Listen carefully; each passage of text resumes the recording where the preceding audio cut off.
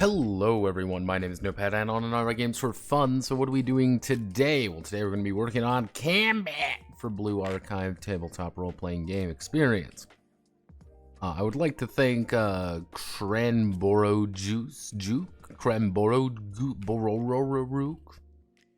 that one. I'd like to thank you for following. Thank you very much. Kiss you. A few things going on. Well, tonight I'm streaming earlier than I usually do because I have Harn to read tonight. I'm very excited to read Harn for tomorrow. Though my enthusiasm is a little bit less because I read High Colonies 2020 last night, and I have never felt so fucking sad reading a game.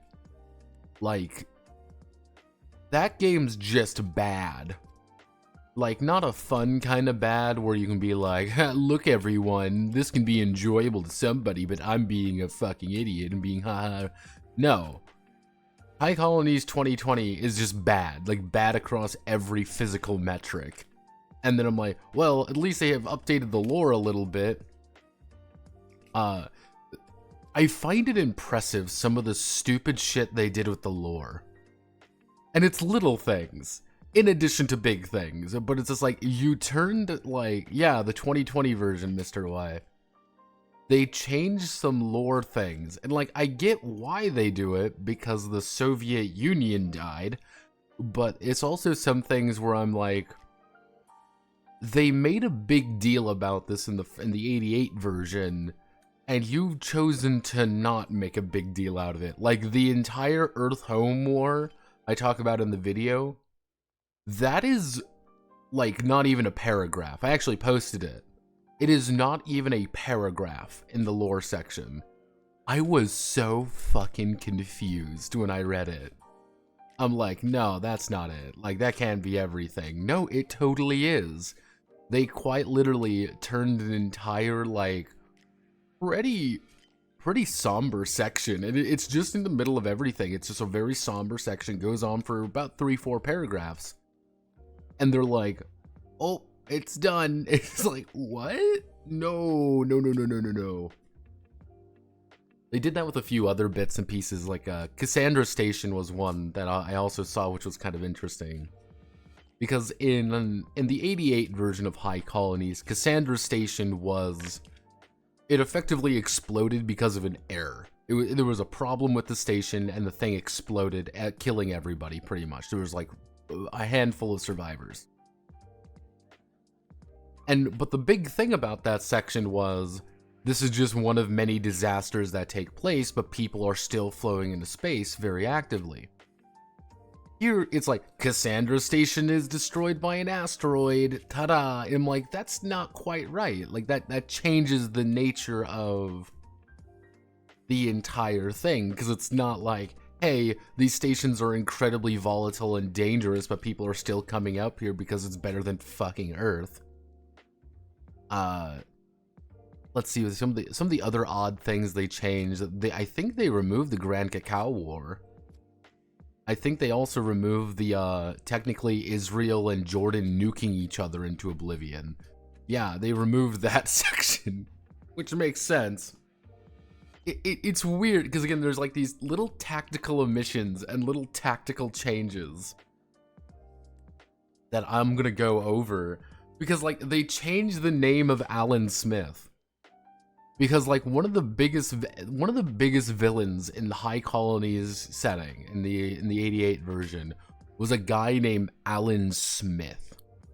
He literally ran the Band of Humanity, a radical fucking super cult, and was a huge threat to the entire galaxy. He was like this big guy, but he was just a normal dude. It's just like, yeah, here's Alan fucking Smith. They change it now to like Igor Dovanovich or something, like clearly evil sounding, and I'm like, that's a weird thing to change the name to. Like, you clearly changed it to a Russian name from a very kind of English, very like normal name. You've changed it to like a Russian one. Kind of weird. Like, then you have things like, oh, SpaceX establishes a colony on Mars in 2077. I'm like, that is so fucking cringy. That's so fucking cringe. Fucking Musk wankers. It's one of the, I'm gonna sit down and we're gonna talk about it tomorrow, because I just want to vent about it, because it's annoying. It's so annoying. I don't get it. Ooh, we're gonna have to do combat tomorrow too. Ooh, combat. They somehow made combat fucking worse but better. It's very impressive. Sus Nopad want to vent, damn straight. Amogus 2016. So last time on Drakeno Ballo Zio, I ended up doing, we did combat operations, we talked about momentum, we talked about the battle map, we talked about zone conditions, talking about battle stancing and kind of like what's going on there. We talked about initiative and board placement and opening momentum, which you can actually spend momentum on. As you can kind of see here, Scrunglow has been making effort to talk about things. Little does Scrunglow know that I'm just fucking stupid, and I probably will forget it, so I'm not going to think about it. So, generally speaking, what we're going to do is this is what we need to do today. Today is combat day. I need to get the entirety of combat done. When combat is done, we are Gucci. We are, as they say in the hood, gaming. Someone's pinging me.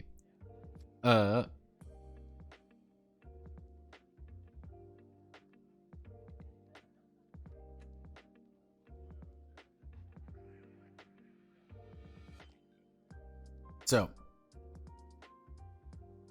yes, that is what we're going to be doing today. Actually, do we want to make it like a... No, I don't think we want. We can do, we want to be, we can make it like 14, make it a little bit larger, and then do this.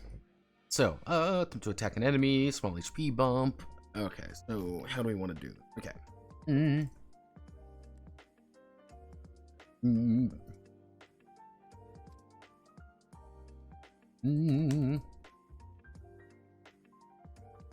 Let's see, aims her weapon, attempt to strike a target within, range. She will take 2d10 and roll to hit on the combat chart. Any modifiers from range, position, or any modifiers from range, position, or techniques will apply to this roll. What we can actually do is we may need table. I think we can probably do something like this.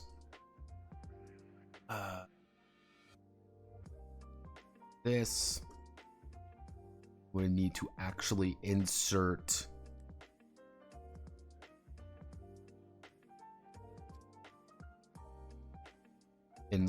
this. Da da da da da da da da da da da da da da. Give me my McFucking table. Where's my McFucking table?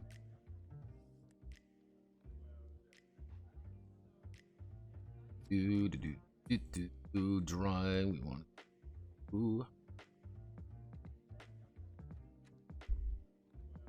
One or less is going to be a fumble. 2 to 5 is going to be a scratch. 6 to 10 is going to be a hit. 11 to 15 is going to be 2 hits. 16 to 20 is going to be 3 hits. And 21 plus 21 is a critical hit. Is a critical.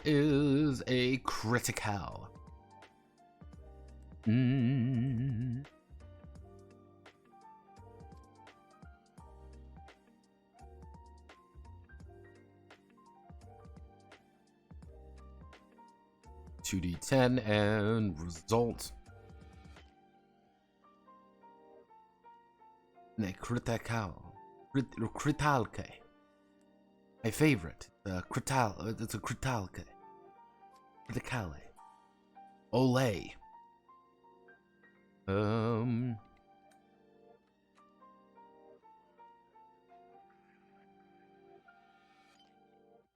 There we go. There.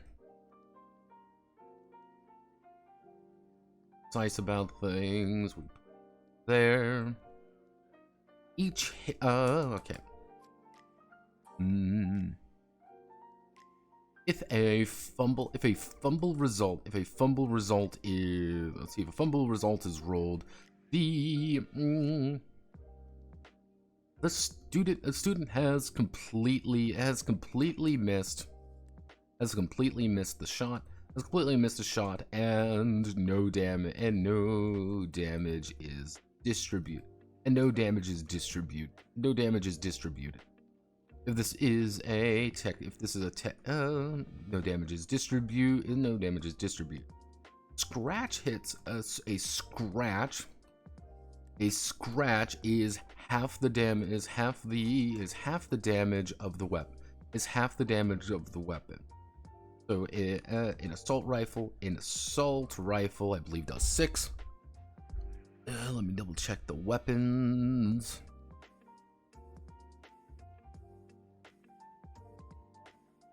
Six damage. Assault rifle, assault rifle would do 3 damage. Do scratch damage. Maybe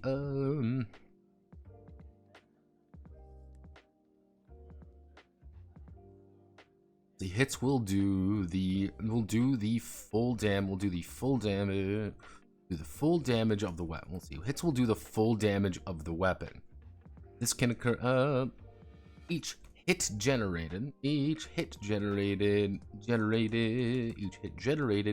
doing the full adding to the total. For example, actually we want to do this right. For example, the assault rifle does 6 assault rifle does 6 damage. Scoring one hit would do a total of 6 damage to the to the target, scoring 2 to the hat. But if the student scores a 2 hit, it would improve to 12, and a triple and 3 hits, 12, and 3 hits would do, and 3 hits, scoring a 3 hit, and the 3 hits scoring 2 scores 2 hits. 12 and 3 hits. 3 hits would be up to a total of 18 damage. A total of 18 damage. Individual, a single weapon can do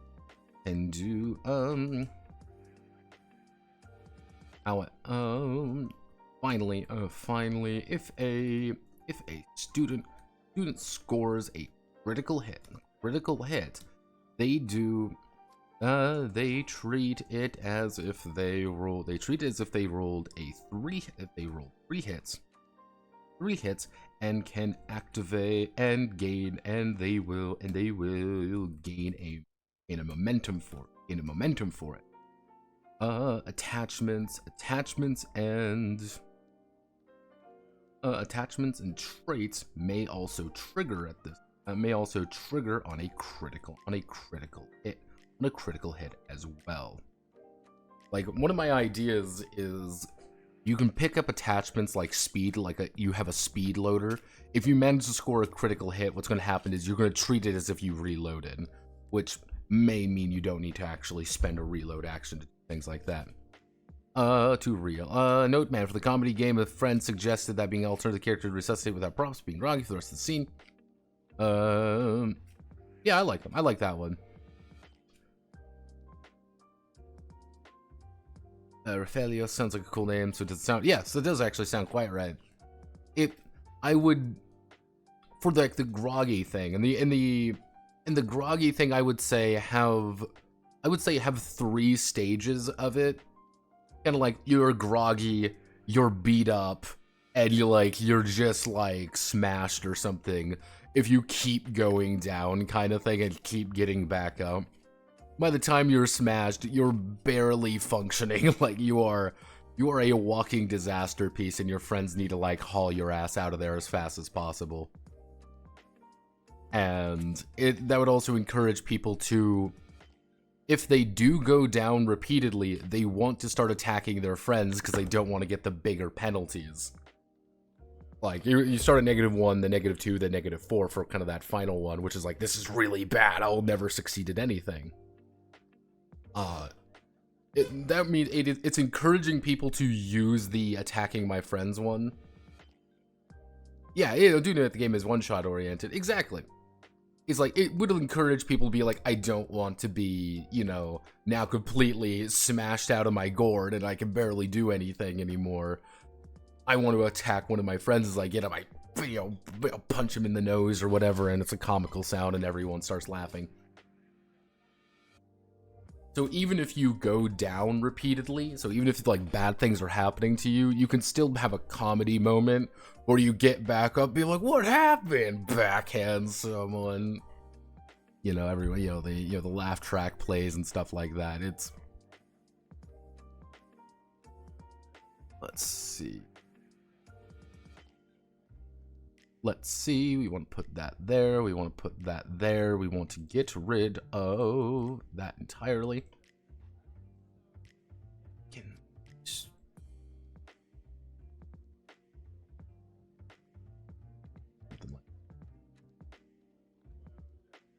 May also trigger special. May also trigger special effects. Special effects on a critical hit as well. On a critical hit as well. If the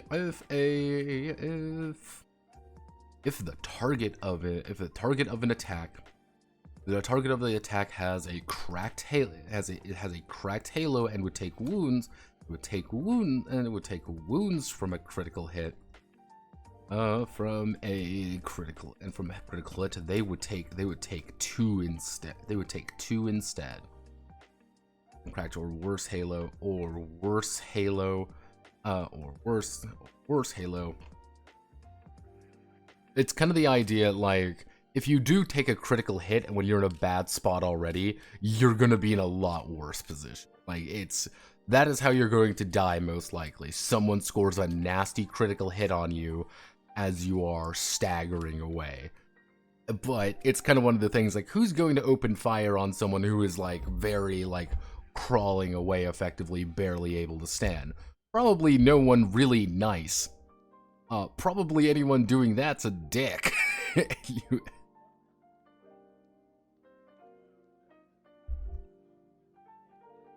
Remember, everyone, just don't be an asshole. New strat. Never thought of it before. Just don't be a terrible human being.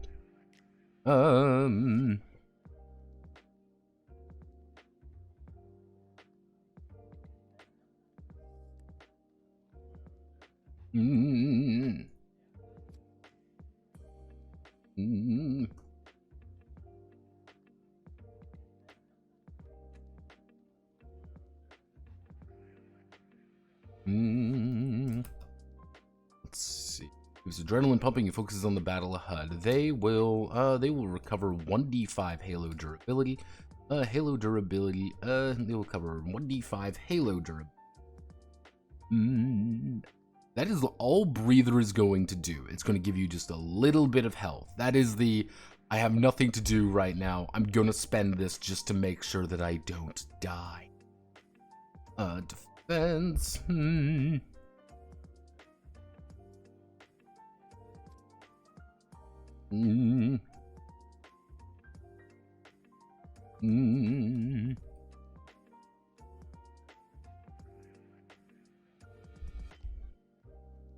It hunkers down, tries to protect themselves from the hunkers down, tries to protect themselves from the onslaught. All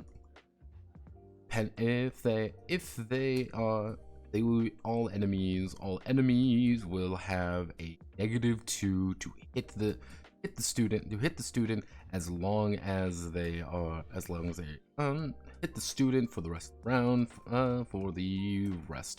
round. So if you're low on the initiative track, defense is not as worthwhile. It's just not as good. Let's see, all enemies will have a -2 to hit the student for the rest of the round. If they...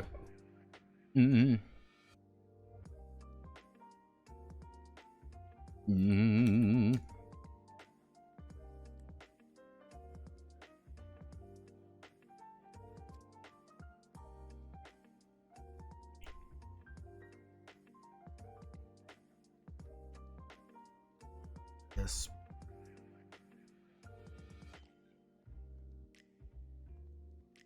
This down. We don't want that, but we're also rid of. We're going to do. It's going to be obscuring.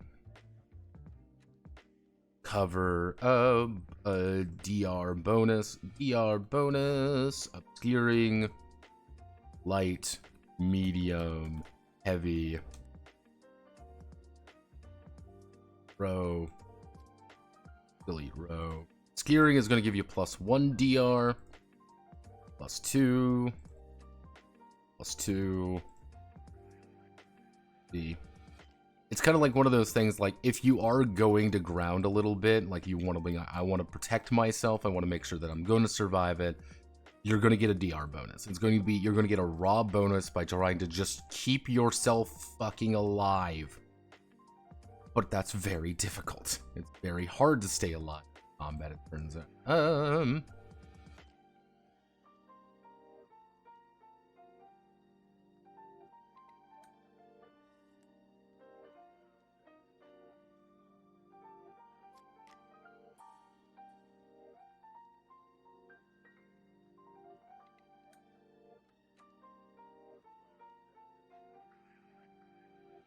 Necessary if a technique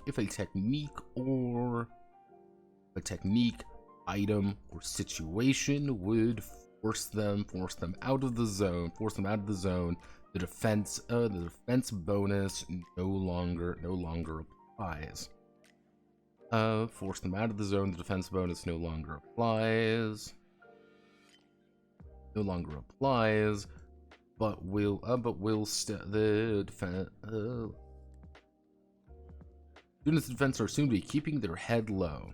If technique or item or situation force them out of the zone, then the defense bonus will end.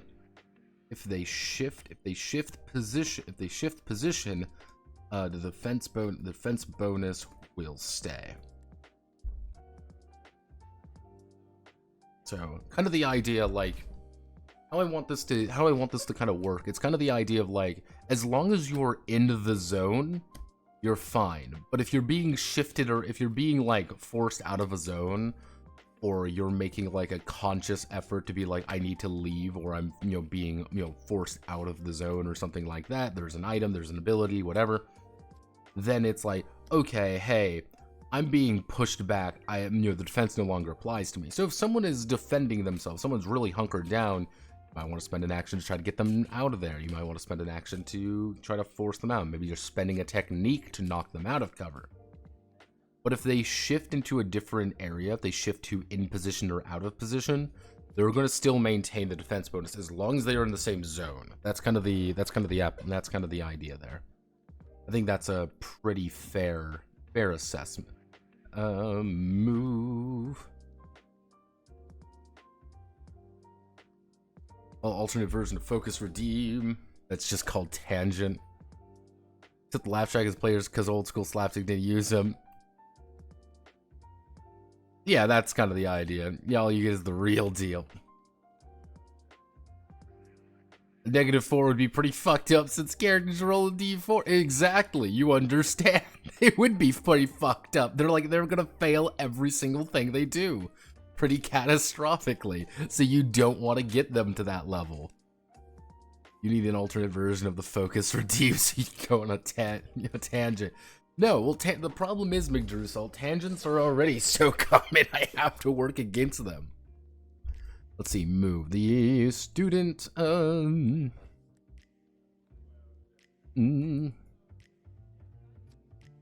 see, student moves into an adjacent zone of their choice. Moves into an adjacent zone of their choice.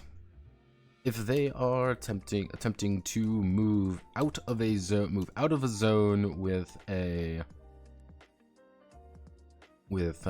enemies in it, they will need to make a actually no. That's fine. If they are attempting to moves into an adjacent zone of their choice.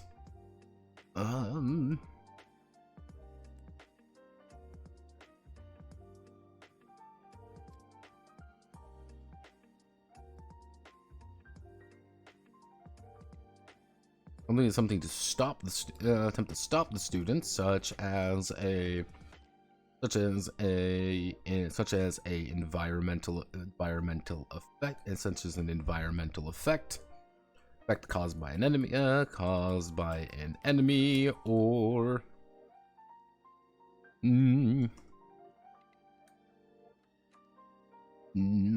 they are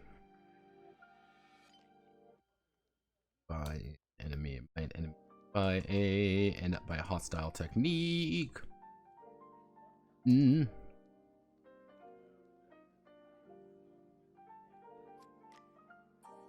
an evasion. They'll have to make an evasion test. They will take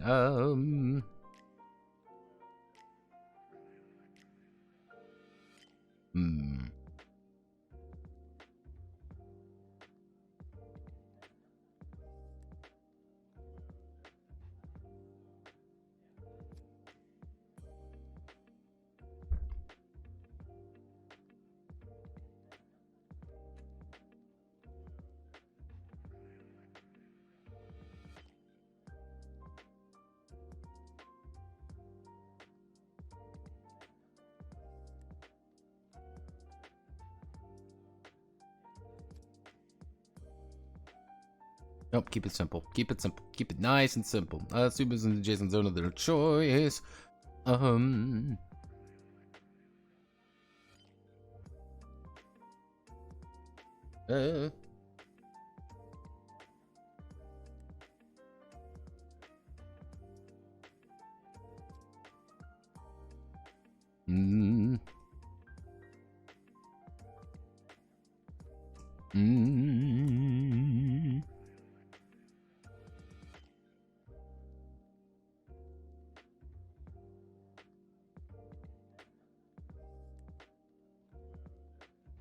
We'll roll 2d10.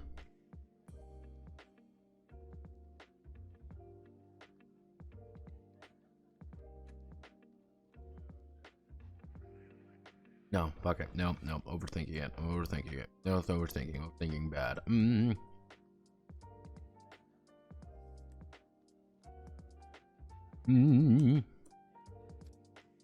She soon performs an action or uses a skill not dictated here. Not dictated here.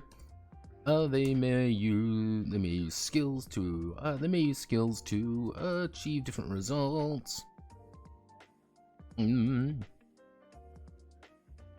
Find openings or attempt to succeed at.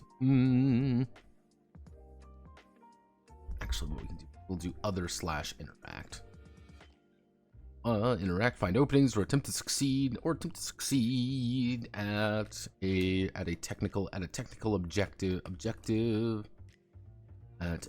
tactical objective on the battle map.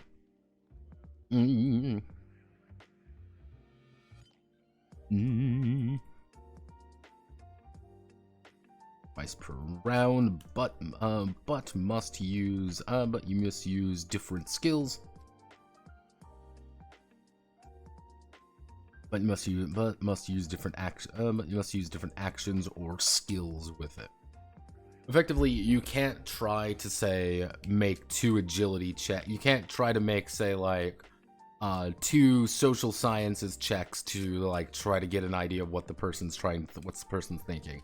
No, you can do a social science check and then you can do an agility check to try to like get out of something, or do a computer check to try to hack into the system, right there or something. But you cannot like just do the same thing twice. That's kind of the idea there. Yeah.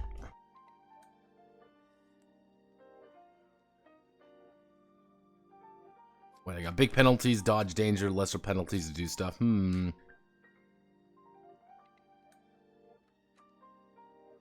What's your opinion on someone in the fantasy setting? Set this race, human, breed, northerner. Well, the race would be human. Breed being northerner is a little odd. That's a weird looking tiger ball you have there. Yes, that is Ogata. I like Ogata. She's a very fun character from the Blue Archive. Otherwise, good old Miss Kanna. Ogata Kanna. She's literally just a detective lady who just brings out a gun every now and again. Like that's her super special technique. She brings out a gun and shoots you in the face. There's nothing more like exciting with her. Just like what's my special technique? Gun. Miss Katana. Oh hey, I heard there's momentum. Yes, there is momentum. We are trying to do stuff right now. We're trying to have more stuff at it. For her neutral special, she wields a gun. Oh wow, what's your special technique, Kanna? I shoot someone. What's your other special technique? I shoot someone in the kneecap. Well, what's your super special awesome technique? I fucking hate people. Unfortunately, there is no gun kata, actually, and that's one of those things where you would think they would be like, yeah, every single schoolgirl here is practicing gun kata, but they don't.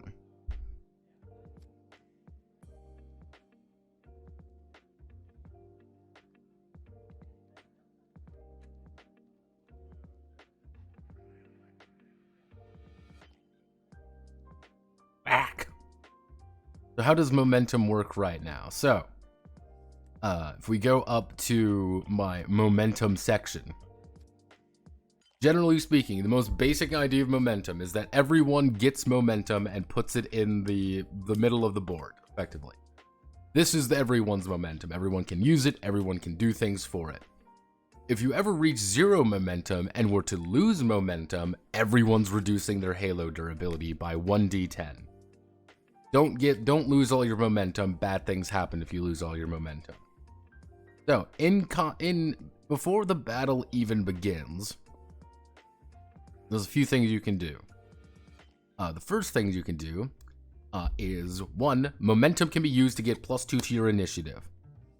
Oh no, everyone, I'm going to roll my initiative real fast. I rolled a 6. I rolled a 6 on my initiative. That's really bad. I'm going to spend a momentum and boost it up to an 8. Because everything is actually slot based, so it's like, hey, we're acting a little bit faster. Before the first combat roll begins, you can actually spend momentum to shift up a position, to move up a position, such as going from out of neutral position to in position, or trying to be like, I'm out of position, I can shift myself up a little bit, or you can actually move yourself early on. It can place yourself in different places a little bit. During this kind of initiative phase, you can personally re-roll your initiative, because normally how it works is everyone has to re-roll their initiative, and you have to spend momentum to re-roll just yours. So if you roll really badly and everyone else rolls well, you would have to spend momentum to actually re-roll your initiative to make it better. Generating momentum is currently, because we have 7. Currently, there are 7 spaces on the map. As long as this center one, which I call the front line, as long as you are past the front line, you're generating momentum. You want to get as much momentum as possible. Pretty much, you want to break through the front line and start getting a shit ton of momentum to do things. Nominally, what you can use it for is activating techniques. Techniques are special abilities that allow you to do things. These are not actions. Fun fact, these are actually different. You are using momentum actions are kind of their own phase, which you can use at any time during your turn. You just have to spend momentum to do it. Some of the other things for momentum is kind of like doing an emergency move, like you're like trying to move out of the way as fast as you can. It is trying to mitigate damage at a 1-to-1 ratio. So if like I'm going to take 10 damage, I can spend momentum to reduce reduce the amount of damage I'm going to be taking down a little bit. You can use it to stunt move, which is just changing your position a lot easier without having to deal with problems, without having to make a check effectively for it, and trying to do more damage, just spending momentum to get a raw bonus to hit, which is very good in this system.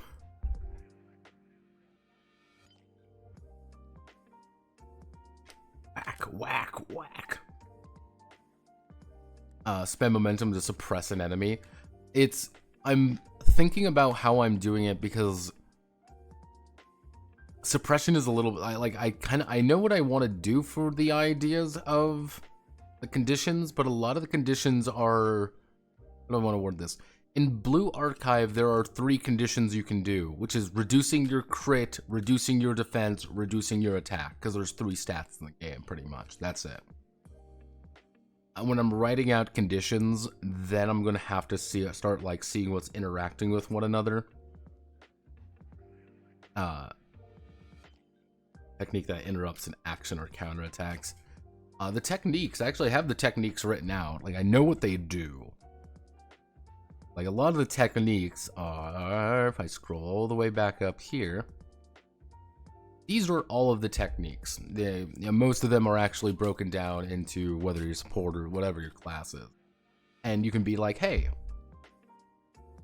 I can restore 1d10 Halo durability to an ally within range 1. I can resupply, ally regains use of 1 utility item. It's like, hey, I inflict a condition on an enemy. I'm creating cover. I'm doing direct damage. I am doing this. I'm doing this. I'm doing this. The idea, what I plan on doing with these might seem like these seem really dumb, really small, is that you're going to be able to spend kind of your special level up currency called commendations on actually boosting these up. So it's going to start at, for example, let's say damage, deal, damage target, direct damage to a target, deal 2 hits to a target hostile. It is going to, I should say, actually equal to weapon range.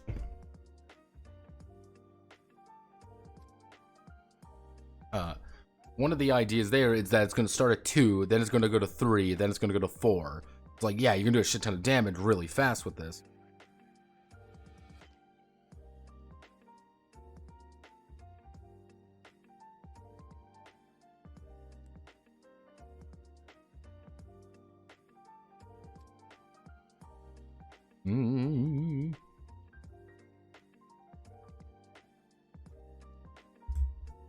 So yeah, that's kind of the idea. Like, momentum is such a how do I want to work it? Momentum is the constant state of you winning. If you do well in the early scenes, you're going to have a distinct advantage. If you don't do well, you're going to be at a distinct disadvantage. You will be triggering this individually, or will be making some sort of move using these things. Pretty much how it is on your turn. On your turn, what you can say is, I am going to use a technique. You take one of your momentum and you spend one of the group's momentum effectively. And you start and you do one of these things. You may say, hey, I want to move into a new zone, create cover, and then I'm going to attack. So it's, hey, I've moved into a new zone, I'm using a momentum to create some cover, then I'm doing it. Which, if you're a brick shithouse and that's your entire gimmick, is that you just want to set your ass up and start doing damage, then yeah, that's pretty fucking good. If you're not that, then it may not be very good for you. Yeah, that's kind of the idea. Like, oh gee, that, mind you, I was thinking of some sort of like pick 3 and make a skill or something. Like, one of the big things is the EX skill. You're not going to unlock your EX skill right away, but your EX skill is pretty much like once per combat you can pull this off, and it's you spend 2 momentum to do it. Same idea, but it's actually 3 things at once. It's 3 of these things happening at the exact same time. So it's, hey, you want to do like a really big, like your EX skill, let's say you're making like a medic or something. You're like, hey, I'm going to make a medic. I want to do a big medic character. And my EX skill is I do, ally general heal 2. I effectively healed 2d5 Halo durability to all allies within range 1. And I, let's see, I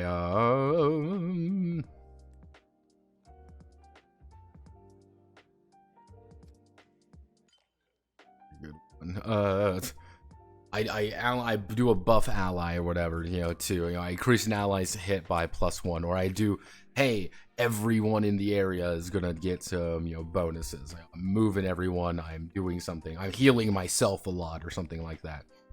That's kind of the idea, is an EX skill, an EX technique is like a big move that you kind of pull off. You can do it once, but hey, you've healed everybody 3d10 damage, maybe at the kind of the the expert, like the kind of the final thing of it, which is a big deal. That's a game changer. But you only got it once, and it costs a little bit more to use. That's kind of the I'm leaning toward the idea that important enemies are going to be using your momentum to do things. And I'm saying that because it's going to be perfect information of when people are going. So you will know when they're going. And I like the idea that you want to constantly use your momentum. Because if you have facing a bigger enemy, they're going to take your momentum. But if you don't have enough, if you've like, we've burnt all our momentum doing things, they're like, well, shit, I don't have anything to take anymore.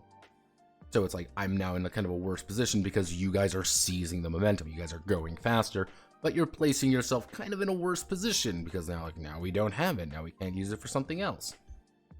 Kind of I kind of want to invoke a prisoner's dilemma with momentum, where it's like I want to use momentum and it is beneficial for me to use momentum, but if I don't use momentum, we can use it later for something better. So it's like, do I use it now? Do I not use it? But we don't know when the enemy is going to be taking it. Maybe we want to, maybe not take it. We do want to take it. That's kind of the idea behind it. My only fear, the only fear with the momentum system in my head right now is, very simply, by the way, is you aren't going to be able to kickstart the economy. If that makes sense. You are not going to be able to kickstart the acquisition of the amount of momentum required to keep things going. And if you start in a really bad spot, it's going to be very difficult for you to get more momentum. It's a rich man's game. The people with momentum are going to be able to get more momentum.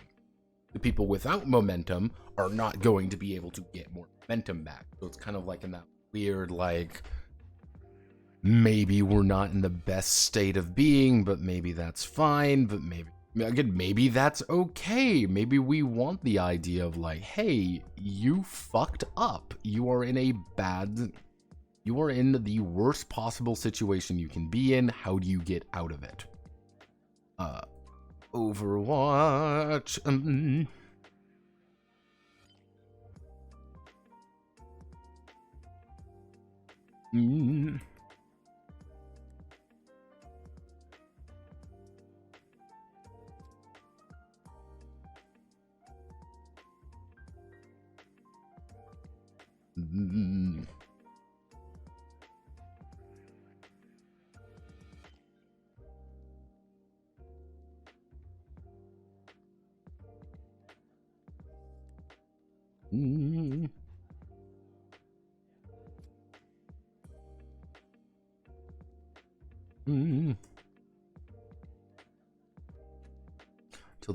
Until the end of the round, anyone leaving the designated zone within the student's weapon range.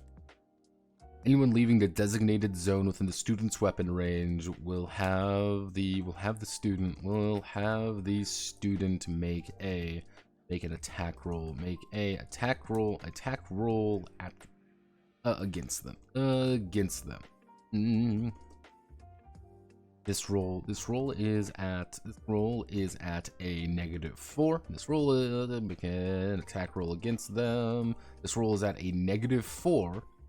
This roll is at a -4 and may only be done once per round. Kind of the idea behind this is I'm in a zone, I'm locked down, I need to move because they're moving up on me. I'm like, I'm gonna move forward. I'm like, okay, -4. I rolled a 7, so I rolled a 3. So if I rolled a 3, I go up here. I would have done a scratch damage to you. You know, it's like I've done scratch damage to you. You're not in cover. You're taking 3 damage maybe. That doesn't seem like a lot, but I've hit you. I've done damage to you on your turn. But if you roll really well, or maybe you're in position, let's say you're in position though, and you're hitting someone in neutral position. I rolled an 8. That's only a -2 now, so I rolled a 6. And because I rolled a 6, I've hit you for full damage. I've done 6 damage to you. Bang! You are now in a worse spot. You are now hurt, especially if you're trying to run away, where someone in Overwatch is just gonna pick you off.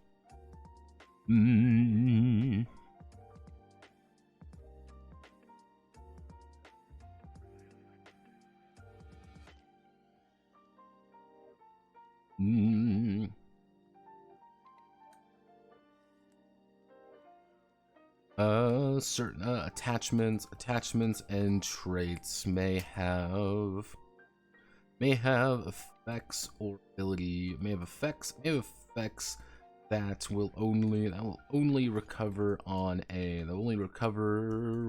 the student student reloads their gun, there is no limit to the amount of reloading a student can do, unless dictated by the archiver for the scenario, scenario. Pretty much reload is kind of like your recuperate thing. I could probably put it into breather, but I want them to be different. Because I'm a dick. Position.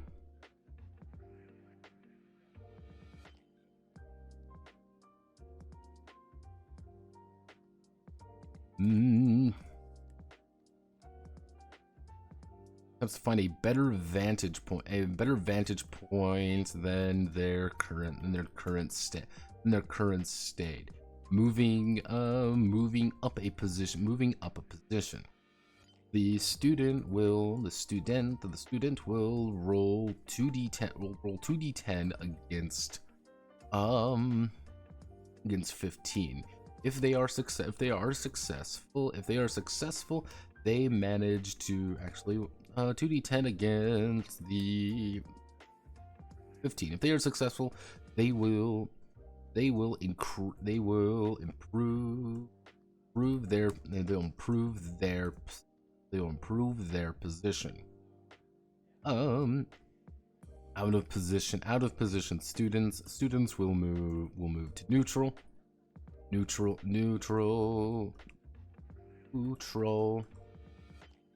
Will move to in position. If a student for whatever reason wishes to lower their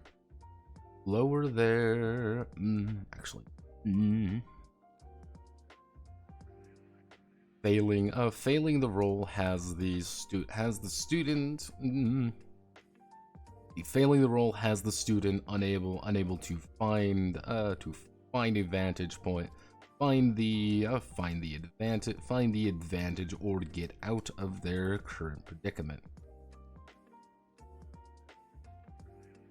You can, it's just hard. If student forever wishes to lower their position, they may do so for free. No roll is necessary. Put oneself in harm's way. This is if there is no good position or something. For example, let's say you have a battle map that has an empty zone right in the middle. There's no neutral position, it's just void, there's nothing there. But there is an advantageous position and an out of position location. You can attempt to make the check to get into position. It's going to be hard, but you can make attempt to get into position.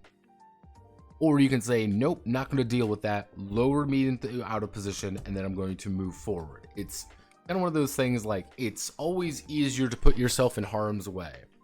But maybe you want to, because maybe you've got a thing that you can move up faster. Maybe you've got a technique that's going to allow you to shift yourself up in a more advantageous position.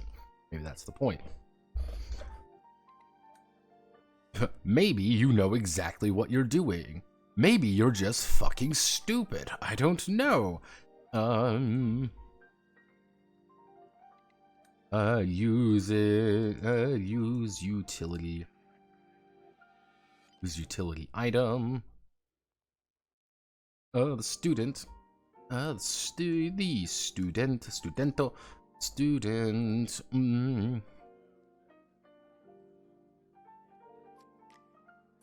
Using one of the utility items on there.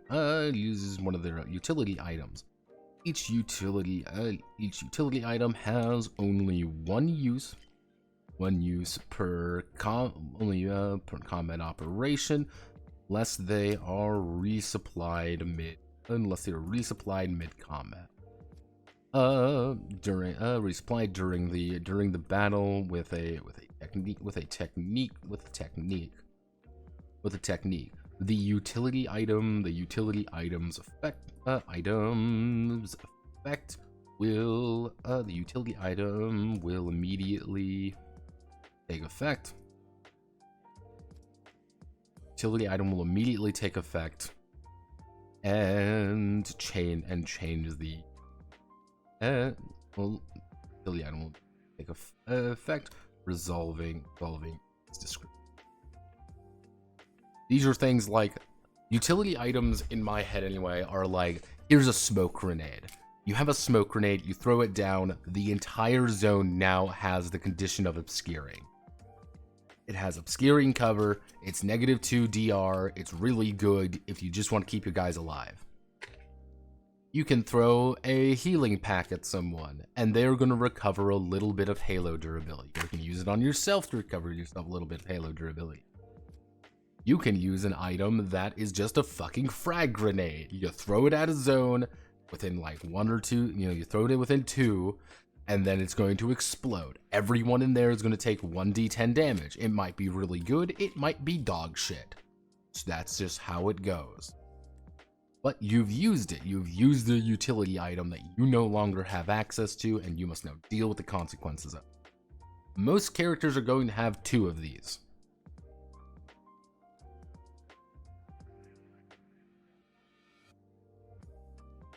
Little off topic, I saw the Avatar Legends RPGs getting sold at half price practically everywhere. It's being sold the same price as the damn dice pack. Not surprised. These would like, I wonder if there's a thing going. I wouldn't be surprised if there's a thing going on for it, like a sale. If there isn't, that's just I'm just everybody press F to pay respects. It's one of those things like let's see, let's check. Come on, show me the Avatar Legends. The thing is, it's a platinum seller. Over 1,000 people have bought the Avatar game.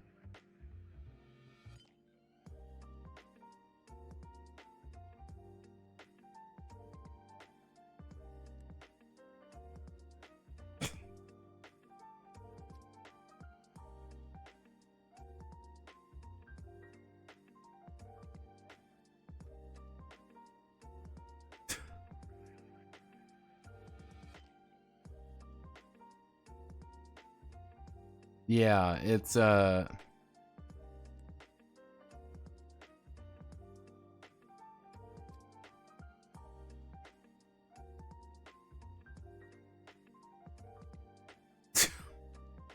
think this like really does summarize the two of these. So here, I love the show. I still watch it this summer with my kids. We're in college now. As a back of the Kickstarter, layout and artwork computer publisher made great use of existing artwork of Avatar. There's a great background playing as the Avatar eras. Bending is mechanically blot. It all comes down to making skill and training move.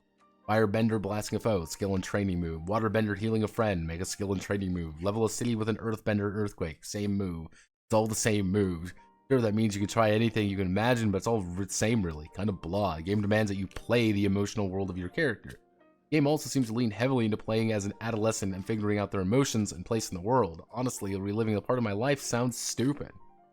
There's a single elder playbook class if you want to play anyone over 16, and the end game comes across as a melodramatic take on Avatar that smacks of an Ember Island play.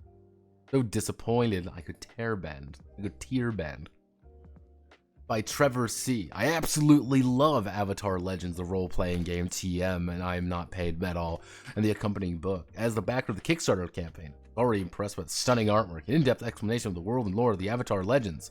My kids, 5, 8, and 10 years old, who are totally real and I am not being paid at all to write this, are huge fans of Avatar, The Last Airbender, and introducing them to tabletop role-playing games has been a delight, TM. I've already created characters and artwork for their Firebender, Waterbender, and Earthbender. Well, the rule set of the game is quite different than what I'm familiar with. The writing of the rules could have been better. That's not a good sign. However, it is still a perfect fit for the Avatar world. The game is set up in a way that captures the story's spirit and essence, with plenty of opportunities for character development, exciting storytelling. Overall, I highly recommend this game to anyone who's a fan of Avatar, The Last Airbender, and tabletop role-playing. Trevor, brother, this reads like you've been paid a lot of fucking money to do this.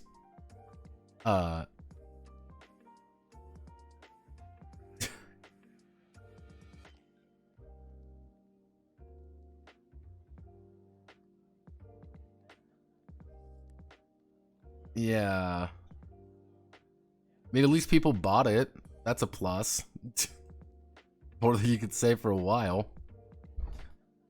I'm tired, boss. I'm gonna go to sleep. By the way, I saw the Shadow Dark video. How much staying power do you think the community will have? None. I will be completely honest with you. Next year, no one will remember what the fuck Shadow Dark is. Unless Kelsey comes out with a bunch of new Shadow Dark TM content. But no one will fucking remember Shadow Dark in a year. You will be playing Shadeland, and that will have 51 years of innovation behind it, and it will be the exact same game. It will make $1.4 million off Kickstarter, and I will be having this exact same conversation again. Because, like, it's funny if you actually look at people talking about Shadow Dark. The people who have books and who have been, you know, playing it, obviously, or doing something with it. Because people have been making things for Shadow Dark, so you assume that they've been at least doing something with Shadow Dark. And you realize you can probably fit that entire game in 2 pages. Like, it is not a very deep game. The entire back half of the book is charts. They are encounter tables. Like, that's what the entire back half of the book is. The fact that you could make your own class in about 5 minutes is kind of, that's it. Like, congratulations, that's it. Like, honest to God, like, there isn't, how do I want to work? There isn't much to work with. I don't think it's going to have much staying power, because there's going to be a dozen other ones coming out, and they're all going to do something slightly different. And that'll be that, and everyone will clap. Because, again, that's kind of the thing with the video I even put. It's just like, it's going to get slotted into somebody's shelf as another 50 years of innovation. And no one's going to remember it. You're going to find it. Well, I'm going to talk about it in a year, maybe. And in a year, I'm going to talk about Shadow Dark. And it's going to be like, hey, everyone, remember Shadow Dark? I can guarantee you, I'm going to get someone in this chat right here, right now, say, hey, I don't remember Shadow Dark. Did you do a video on it? I'm like, yeah, I did. And then I will post that video, and they're like, oh, that game. Because even now, if you actually talk to people about Shadow Dark, absolutely nobody is like, oh boy, Shadow Dark. Nobody is. No human being is excited for Shadow Dark. Because the millisecond they see it, they realize that it is just a standard fucking game. Did you feel this way about Morkborg? I don't like Morkborg at kind of a fundamental level because there's not really any game there. Because if you really break Morkborg down, it's literally 1 page. It's a 1-page game. And it hurts my fucking eyes. I didn't like Morkborg because it's just treating RPGs as an aesthetic. That's all it was to it. Like, that's kind of the issue with my thing with Morkborg is like, if you apply paint thinner to the artwork, if you just do the basic bare bones rules, and they literally call the game Morkborg Bare Bones, you can download it right now. That is the entire game. Oh, but the charts are really good. The charts are not good. The charts fucking suck. I have no fucking idea why people think like, oh, well, the tables are good.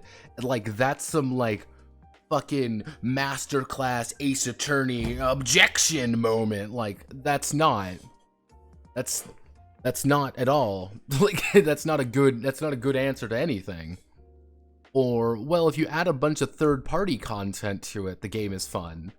It's like, that is not another good one. Being like, man, this restaurant's great. You just have to bring your own food to it. It's like, yeah, that's a kind of a glaring fucking fault. Like, man, this restaurant's really good.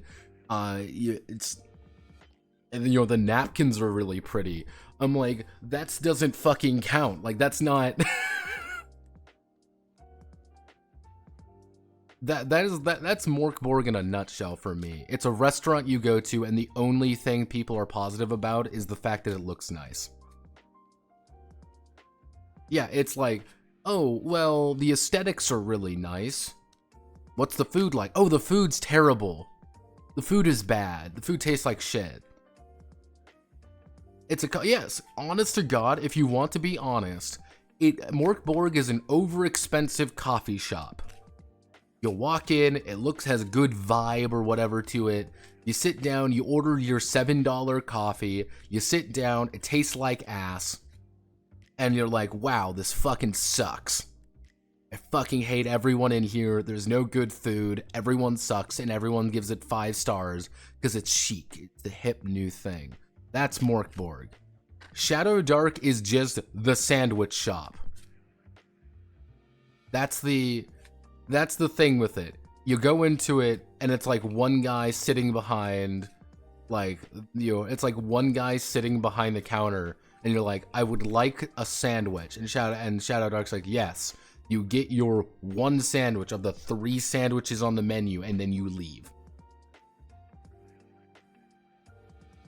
Morkborg, that's the thing. Morkborg does have a game. It's D20, hit one of 4 attributes, and that's it. That's the entire game. I can teach people Morkborg in 5 minutes. And they even say like, oh, well, this is only a certain amount because the world's gonna die, because there's nothing fucking else. They deliberately kill off the game before you see the rest of it. And they make it out to be like, well, it's on purpose. They spit in your fucking coffee because that gives it authentic flavoring. It's like, yeah, it's the authentic New York hot dog stand experience. It's the authentic street tacos experience. You know exactly what I'm talking about. That's fucking Morkborg. Shadow Dark has nothing wrong with it. That is the criminal fucking shame of Shadow Dark. There is not a single fucking thing wrong with it. You go throughout the entire book. If you go through the entire thing, there is not a single part of that book which is bad. There just isn't anything there. After you get done reading it once, you know exactly what to do with it. There is nothing new you can do with it. There's not any point to it. It's just done. It's just there. It's food. It's there. It is a place that you go to. You know exactly what it is, and it's never going to change, and it's not supposed to change. What game is one of those Turkish barbershops that somehow stay in business despite no one ever going there, and you have a bunch of people walking in and out of the back room all week? That's most of Magpie's games. That is 95% of PBTA games. Like, no one ever goes there. No one ever does anything with them, but somehow they keep winning awards. How strange. Yeah, no one's pouring heart and soul. Like, the thing is, if you go by what Kelsey said, what a Kelsey effectively says is, this was Shadow Dark was a combination effort of things she wanted in a game that 5e was not delivering on. And she tried so many other games to try to find them, and none of them did it. But then I read it, and I'm like, what did you fucking play? Did you play no other OSR games? Did you play no other game? And like, if you really watch any of those vaguely paid for reviews of Shadow Dark, they didn't have random tables for class level up, I guess. Giant fucking Lands does, baby. She stole from Giant Lands for that. Have no fucking fear, everyone. Giant Land Chads rise up. Steven Deinhardt was right. Steven Deinhardt, you crazy motherfucker. The dungeon world. There's the dungeon world, like 5e Pathfinder, 5 Torches Deep, I guess. But the thing is, this is the thing. I was talking with Ethical about this the other night. You want to know how you make Shadow Dark really cool? You get autistic about light. You get weird about it. Every single light source in that game should be heavily detailed. That torch is going to last X amount of rounds, but it's going to be random because you don't know. It's a fucking torch. It could last a little while, could last a long time, you don't know. That lantern is going to have a certain amount of time, but oil is valuable. That's the thing. Oil is really valuable. We can use it for different things, so we want to get really autistic about light.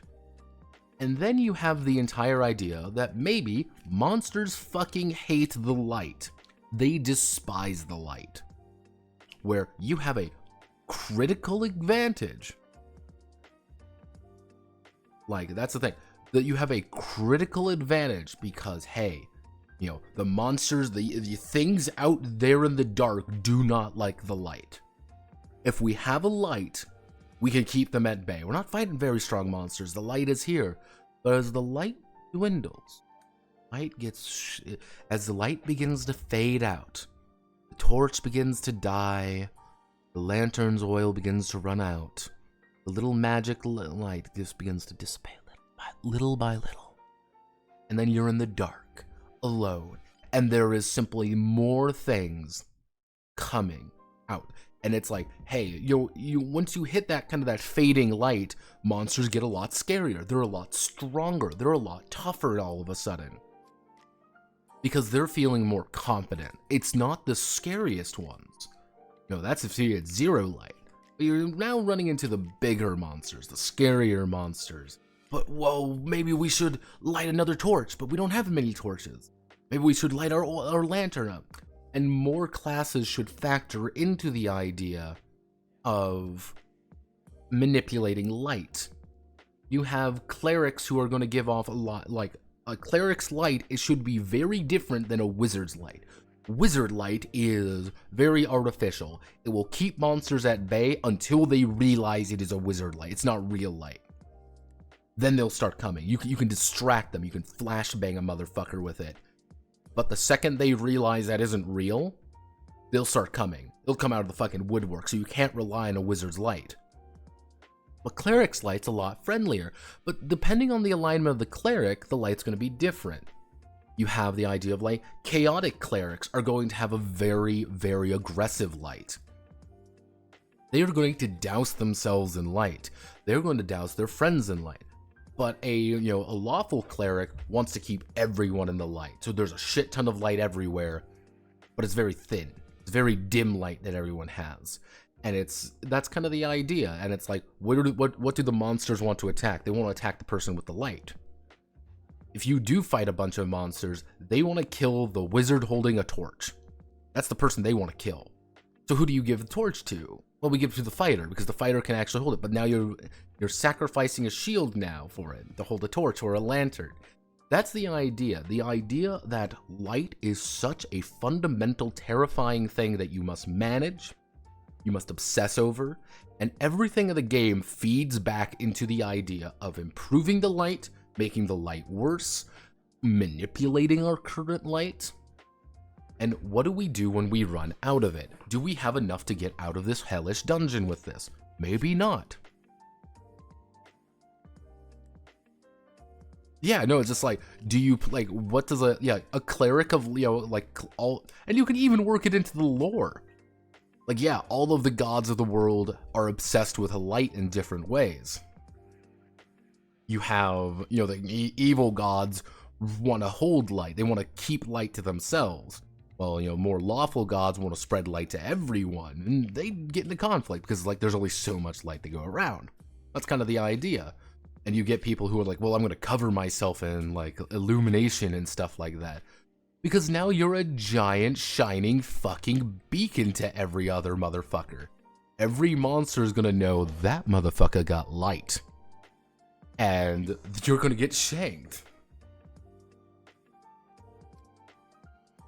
And, like, you can automatically kind of see, unironically, Darkest Dungeon did this shit 100 times better, not Darkest Dungeon 2. I'm not a fan of Darkest Dungeon 2, they changed some things I didn't much care for, but Darkest Dungeon, the original, they made this really good. Because in Darkest Dungeon, the more the light dips down, the harder the game gets. The game gets a lot harder when you hit that lower light level. However, the loot gets better. The more you're at zero light, the longer you can sustain yourself at that low light level for Darkest Dungeon, the better shit you're getting. So you can play it safe and with really heavy light, or you can play it a little bit riskier and with, darker light, and you can make things darker. I've never read Veins of the Earth. But generally speaking, Shadow Dark's main gimmick can be solved, can be completely ignored. The most important aspect of Shadow Dark can be completely ignored if you have a dungeon during the day. If you want to do a forest crawl in the middle of the day, you do not actually have to worry about that.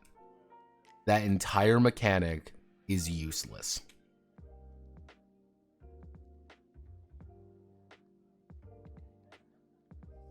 Yeah, apparently Thorn say go full light is always a trap since you'll run at a loss unless it's the final sprint to finishing the level. Exactly, Sterner, you're seeing this now. Where it's like, now think about if that was in a tabletop setting kind of idea, where it's like, if we keep full light the entire time, we are completely illuminated, we're just not gonna encounter many things and not be able to find their gold, their gems or whatever, because whatever nasty little creature is here hoarding shit, it's going to take it and run like hell. They don't want the light. They don't want to see the light. So maybe we can bait it out. We go a little dimmer, a little dimmer, a little dimmer until we're in the dark. And then now we're being hunted. That's kind of the idea. Like, you need to, like, I was looking at it, and like I was kind of talking with the Shadow Dark case, is that OSR games, like, OSR games need a thing now. You need the thing, because there's so many different OSR games, and there's so many games that are vaguely OSR inspired, vaguely everything. You get the idea. There are so many games like that that you need to experiment more to actually bother being worth something. Hey everyone, here's my new OSR game, but the gimmick is that every single thing is a racist class. But every single race has multiple classes associated with it. You know, everyone's got a different fighter, everyone's got a different everyone's got a different fighter, cleric, thief, and wizard. Everyone is different. So with 5 races, we effectively have 20 classes, and they all play very differently from one another, but under the same categories. Elves are always going to be really fast and mystical, so effectively you're playing an arcane trickster if you're playing an elf rogue. But a halfling fighter is just going to be a fucking, effectively going to be a, little ankle biter who's going to rush up to you and stab your shins. Very different context for the same kind of method, just something like that to experiment at this point. That's the problem, because it's very easy to not experiment with OSR, and I've been realizing this more and more and more, because there is a lot of puritanism when it comes to OSR. Where it's like, if you aren't like if you aren't like officially the way I describe it, it's wrong. You are the incorrect thing. And you see the games that do try to do something different, and sometimes they get, sometimes they're rewarded for it, and sometimes they're punished pretty badly for it. That's kind of the idea of like, maybe we can work with, something. Maybe it's time to do something different, because that's why I kind of called Shadow Dark the final.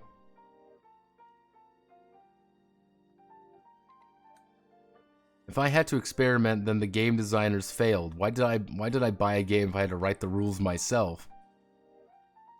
That's the funny part, isn't it? That's the amusing thing, isn't it? Where it's like Shadow Dark goes out of its way to pretty much say, like, don't forget to download content from our third-party license.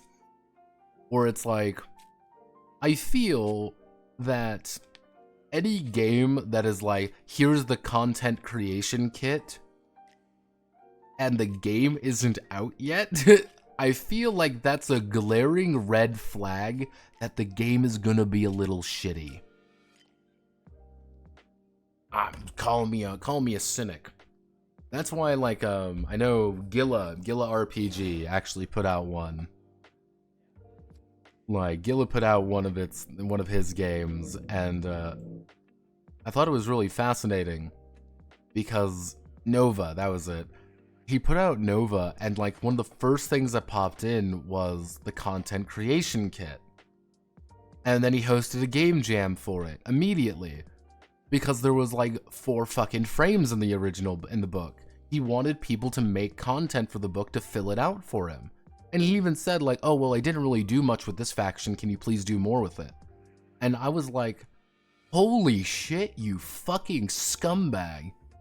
You absolute fucking cretin. I hate you. I hate you so fucking much. Because that's what it's all about. It's like, I didn't want to write something. Can you please fix it for me?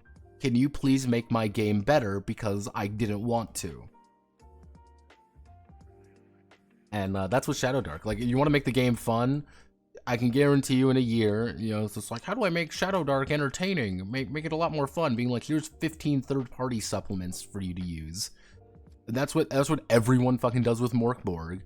Oh, you want to make Morkborg fun? Oh, well, make sure you download these like 4 or 5, you know, third-party supplements, and the game becomes fun. Like, that should never be like a thing, if that makes sense.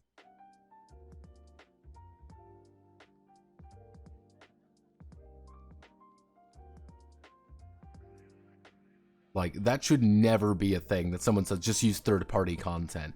If I'm asking for something really specific, like, hey, I want to play a non-shitty True Namer in 5th edition. Someone's like, hey, I really like this third-party book. It does True Namers really well. Here you go. That's different.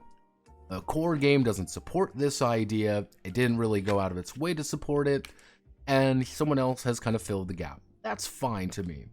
But it's like, to make the game playable or to make the game interesting, please download these other parties' supplements. And if you don't, the game is worse for it. It's like, what? That's like when anytime I see any game that's like, oh, well, to make the game fun, you have to download these mods. No, that should never be the case. And you know, you can even say like, oh, what about Bloodlines and the unofficial mod and you know, unofficial patch and stuff like that. But Bloodlines is still a fun game if you don't have the unofficial patch. That's the funny thing. It's still a fun game. Still a good game too. If you have the unofficial patch, it makes the game better. It is a better game, but it's not essential. It's not like if you do not have this game, if you do not have this patch, the game does not work. That is the case when people say for like Morkborg, you need to get these third-party things to make the game entertaining, to make the game fun. And that's this case with Shadow Dark. To actually have more than 4 fucking classes, one of which is pretty much just taken from other bits with not much. You need to go to third-party people and you need to get their classes. You need to buy her zine to actually make the game fun. Because she did immediately put out zines for it, don't forget. I didn't go over the zines at all because I didn't feel it was important, but yeah, she put out zines for the game with their own different classes in it because she knew there's only 4 fucking classes. And they were the most boring shit imaginable. Yes, it is literally fucking Todd Howard. That's why, Todd Howard, you son of a bitch, you've done it again.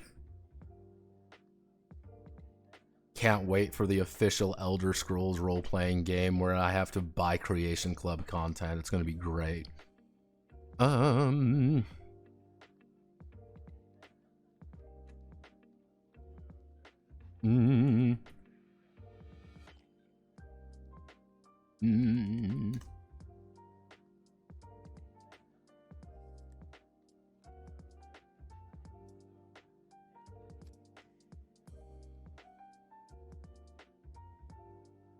During their turn at any point during their turn at any point, choose to make a momentum. They may choose to make a momentum action in addition to their standard action. Momentum actions require expending the strike team's momentum.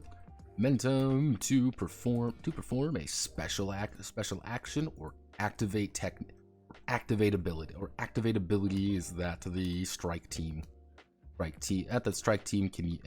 use. Exterior factors. Scenario objectives. Scenario benefits or objective benefits may also be, let's see, scenario benefits may also use scenario benefits may also use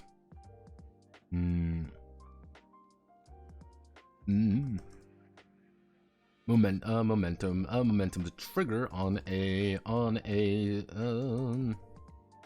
student's turn. The scenarios turns such as a rooftop sniper or assistance from a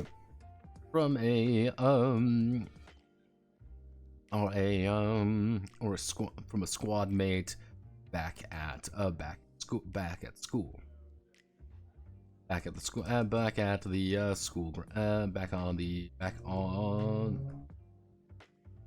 school grounds. Effectively, momentum can be used for a lot of different things, and it's like, actually from assistance from a friend. If you want to do any of the actions that would normally be the special characters from Blue Archive, let me bring up like a Blue Archive Karin, I believe. Kakudate Karin. Like, Karin does not actually, that's her foot, by the way. She doesn't actually show up. I don't think she actually appears on the map.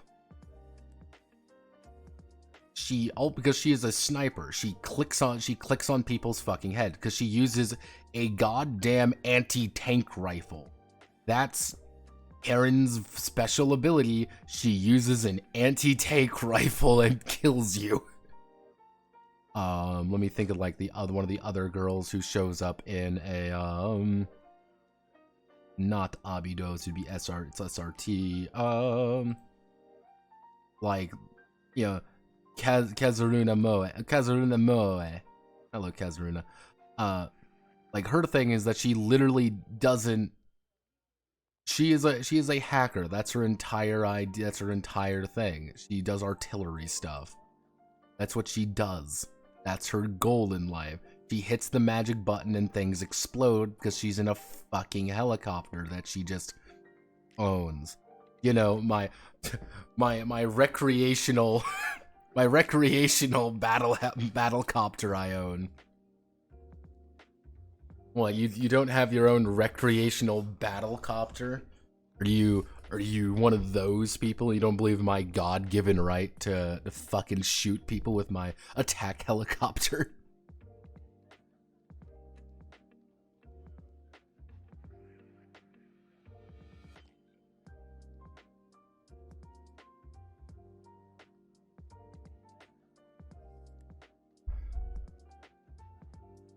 Yeah, so that would be kind of like her. It just works. Guys don't have the casual Saturday Apache. You guys don't have the casual Saturday Apaches.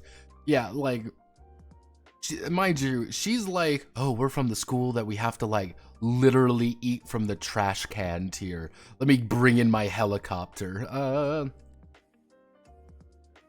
Required. I should say. Spending the strike team's momentum. Assistance from a friend back on school grounds. So we're going to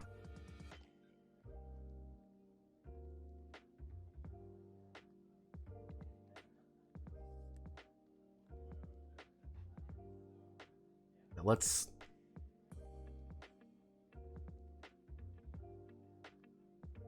because half of me wants to do, if we do reduce this to 10. Put you onto the right. Name.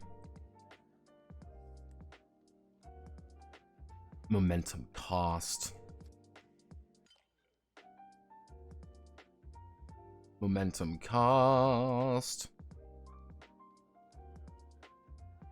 And then we do like a description right here. that could work.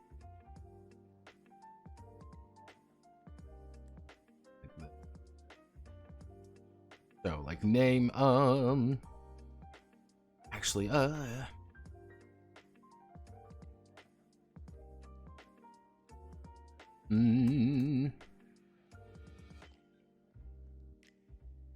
let's just do, like, our very basic one.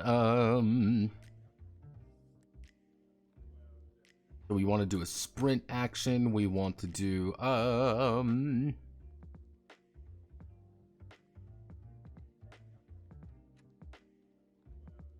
we want to do a scramble action. They're scrambling to get to a better position. We want to do a,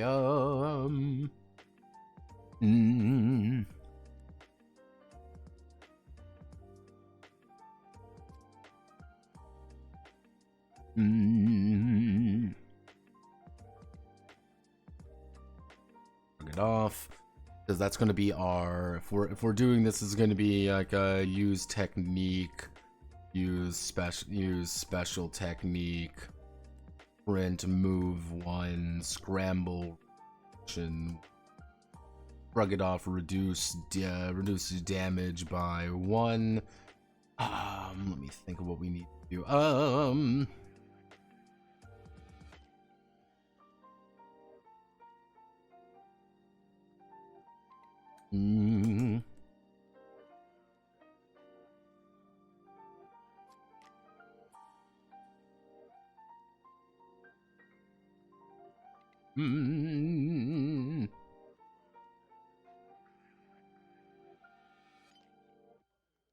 Increase that. Well, it's not really efficient to do these ones, but it's like we just need to start burning them away. I'm like, yeah, I'm gonna spend 3 momentum so I get plus 3 aim. If I do that, my D10 becomes 2D10 plus 3.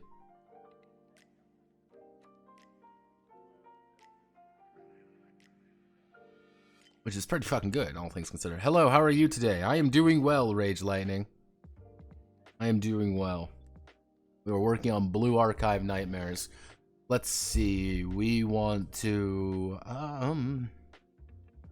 dealing damage, momentum. So let me think, what else can we use momentum for? Moving, we're repositioning, we're trying to reduce our damage down, we're trying to increase the amount of damage we're doing. I would probably say, like, use before an attack roll, do this. Let's see, to hit by +1, we're trying to do, what other things can we think of? What other thing are we thinking of?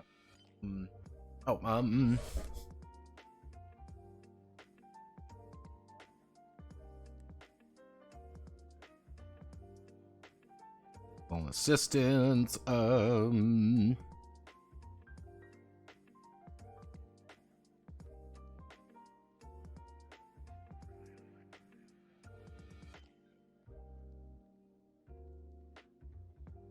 emergency recovery is going to be a really bad one. I'm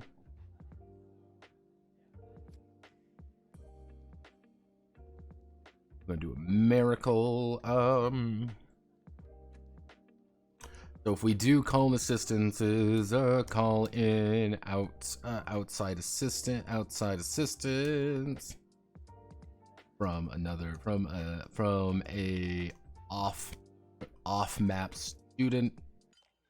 Emergency recovery, restore 1d10 Halo durability.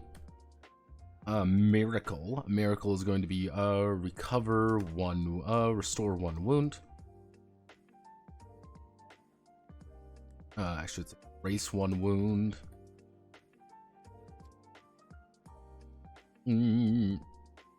No, actually, we'll do restore 1 wound. So even if you've taken a wound, which is already really fucking bad, by the way, if you're like staggered or something, you can restore 1 wound. You might still be cracked, but you can recover your wounds a little. Let's do a quick look. Let's do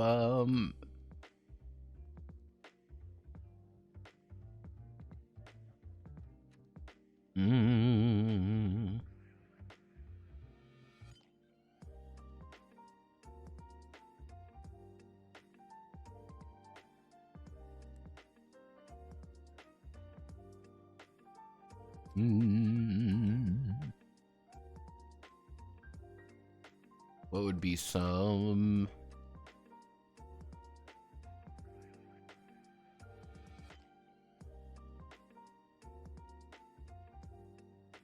I think that's really it. Actually, I should say,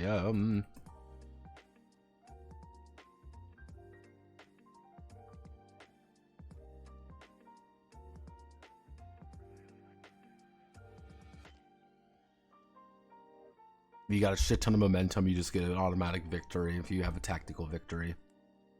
Let's see, we've got health, we've got this, we've got this. Actually, what we can do is focus, plus 10% to a skill test.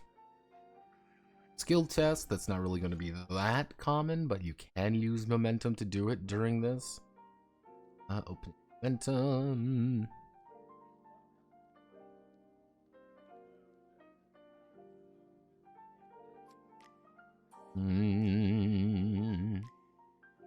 Oh.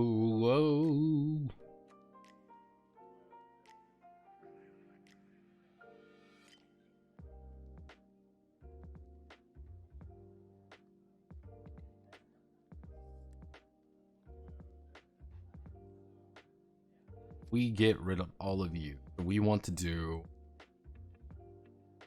Let's take this. We're got this. We're going to sort ascending. Cool. All right. Basic momentum cost is going to be one per increase in announce before an attack. Announce before an attack. Increase to hit by +1 per momentum spent. +1 per momentum. Call in assistance. I'm gonna put an X here. Call in call in assistance from students or staff, for students or staff outside of the battlefield, or strike team. We're going to put dependent on the scenario. If you want to say, hey, we have a girl who is a super cool, awesome sniper. It costs us 3 momentum, but if we spend 3 momentum on one of our turns, we can call her in and she's gonna do a fucking shot with a goddamn anti-tank rifle. Like, this is an anti-material rifle and she has shot another anime girl with it. Like, there is nothing left. Emergency recovery, we're gonna say that's gonna be 3 momentum, which is gonna be restore 1. And focus, which is going to be 1 per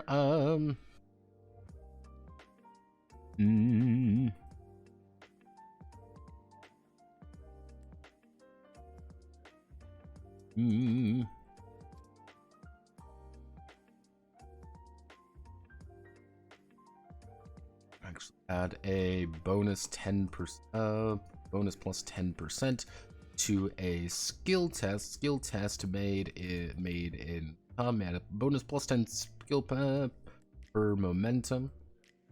Hot shot, which is going to be, I'm gonna say it's gonna be 2 per, because damage is already pretty good.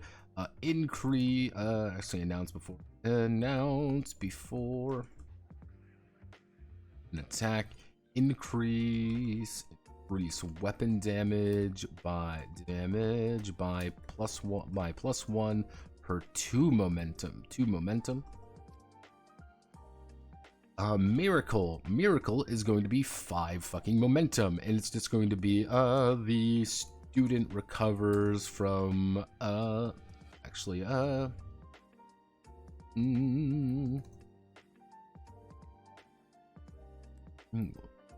wound. Removes 1 wound, not removes 1 removes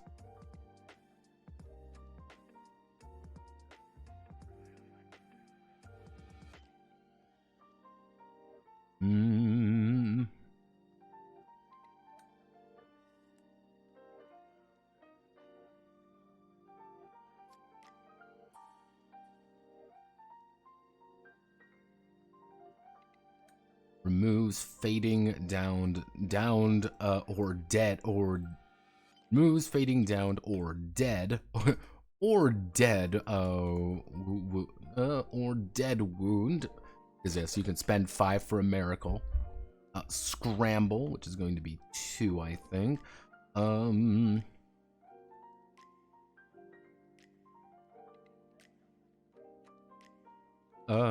Automatically moves to a better, automatically moves to a new position, moves to,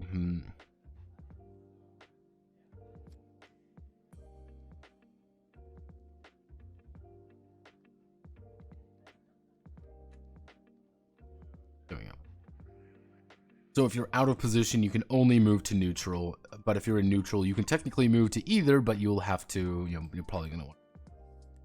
I'm never gonna say you can't do something, but it's like, yeah. Increase, reduce the amount, reduce the total amount of damage taken by 1 per momentum spent. Again, per momentum. This is not efficient to do. You should not shrug it off. That is not a good thing to do. Sprint, which I'm just gonna say, the student moves, makes a move action, which they're allowed to anyway. We're going to say, I'm going to say 15. The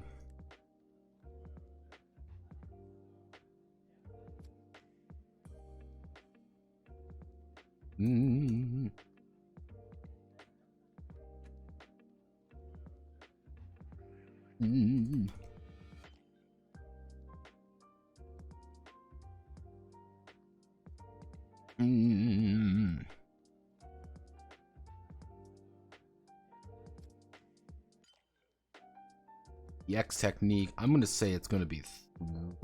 I'm going to say it's going to be 2, but using a technique, it's going to be 1. If we do this, the student uses their EX technique.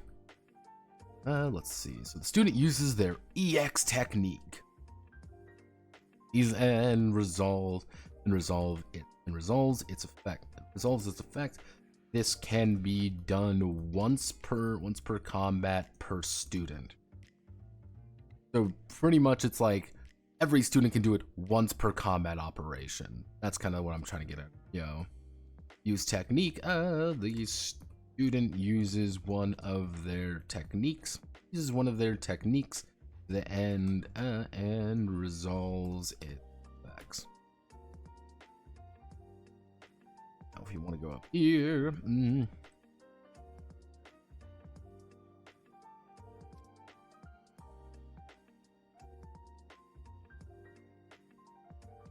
let's see. Only one may be used per round, per turn by the student. Only one momentum action may be used by the student.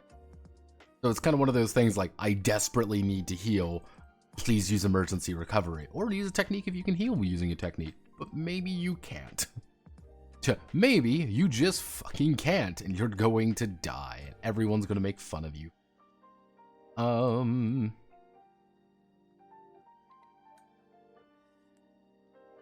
Who is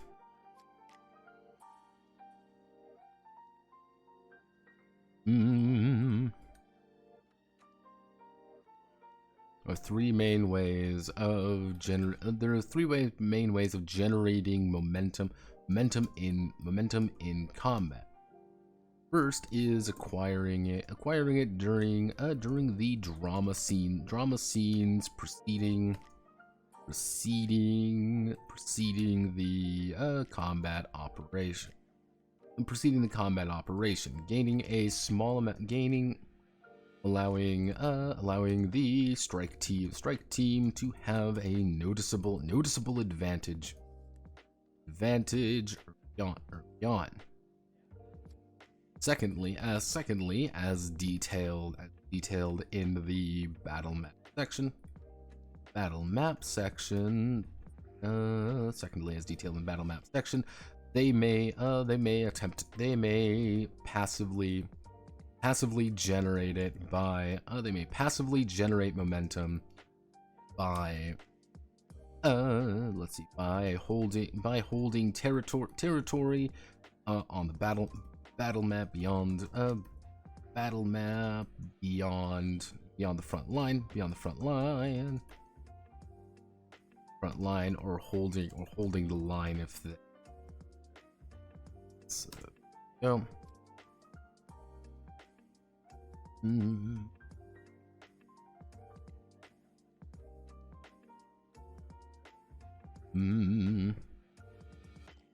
The final way to create momentum. The final way to create momentum is to seize the reins of destiny, and actively start hunting. That's a very like grim way of putting it, but yes, that is effectively what the plan is. So we do this, is we do that, and we do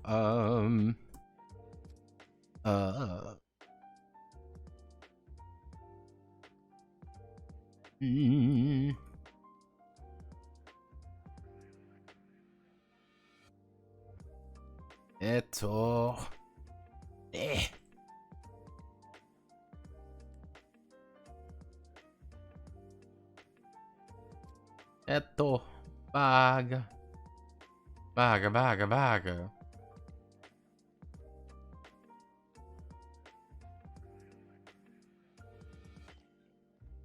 No bad freeze ride. Nope, I have lost no frames. I am a good and productive boy. So, action. I don't really know how to word this, but like situation, I guess. Like situation.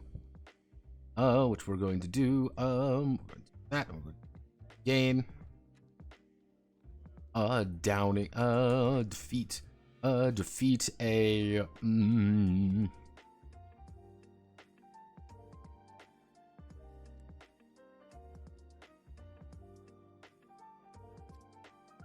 Defeat an elite, defeat a brute, defeat a minion, defeat an elite, defeat a brute, defeat a boss, we'll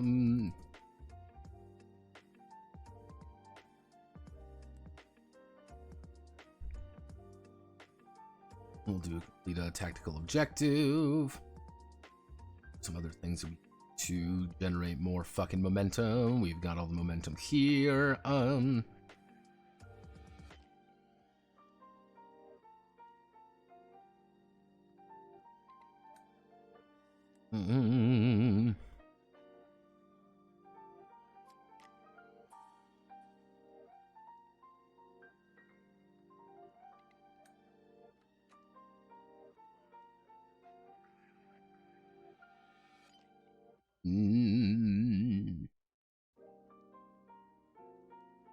Actually,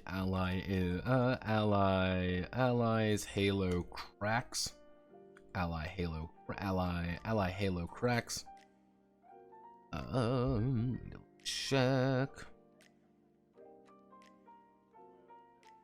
Ally is downed. Ally is down, so they are pretty much out of the fight. Ally is killed. Allied is killed.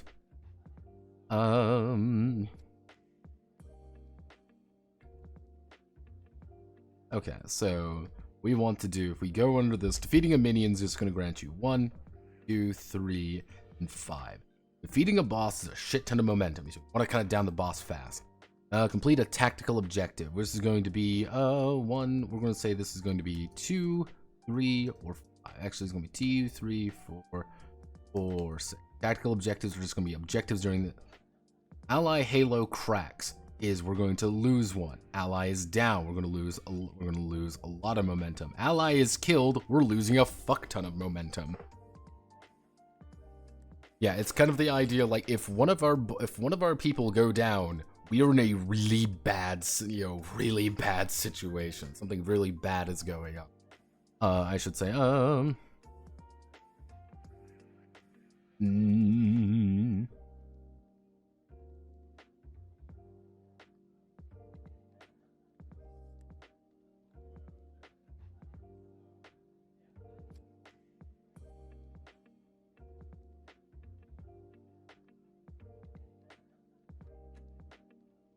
Mm. When a defeating enemies is the most reliable way to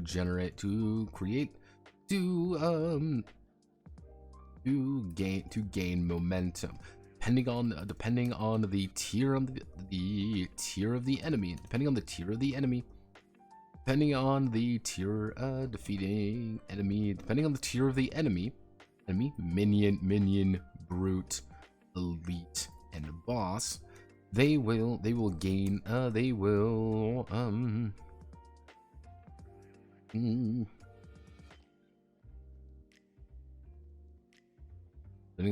on the tier of the enemy, they will generate different amounts momentum for the strike team. Should they be defeated. Tactical objectives are scenario driven objectives on the battlement. It may be a computer that needs to be hacked, or a civilian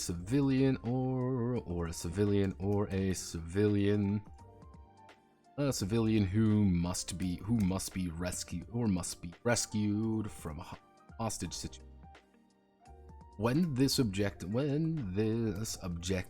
is completed, often by succeeding at a test or using an action. Completed often by succeeding at a test or using an action, the squad will gain a hefty amount of momentum. But however,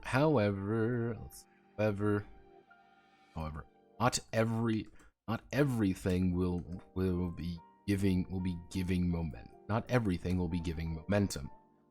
If the strike team is injured, such as having halos cracked. Actually,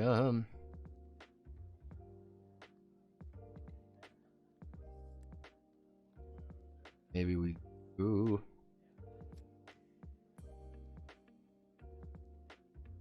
I am fading.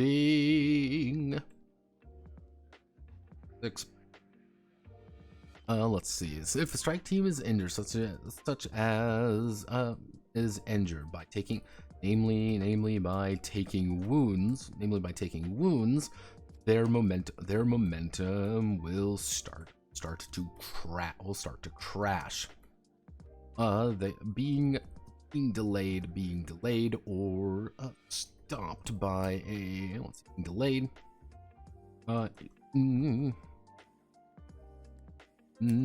As more serious injuries mount, soon they will be forced to retreat, which may lead to allies being left behind.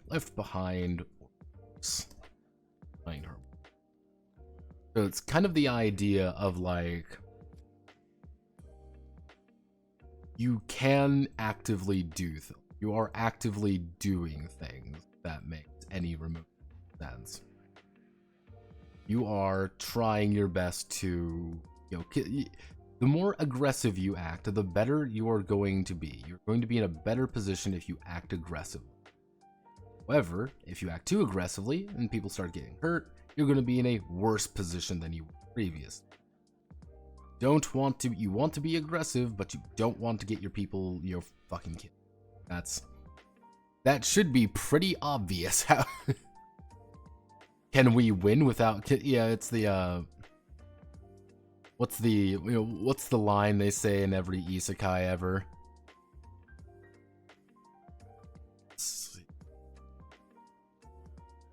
Can we do a little up?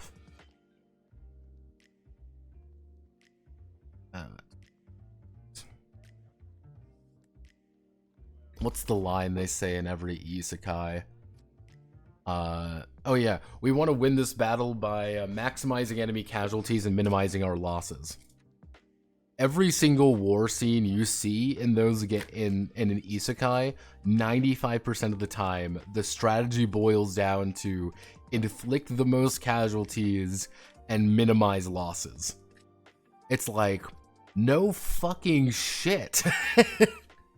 Yeah, and it's kind of like, how do you word strategy often, but that is like the most obvious thing in the world. Be like, yeah, let's minimize losses. I'm like, no fucking shit, dumbass.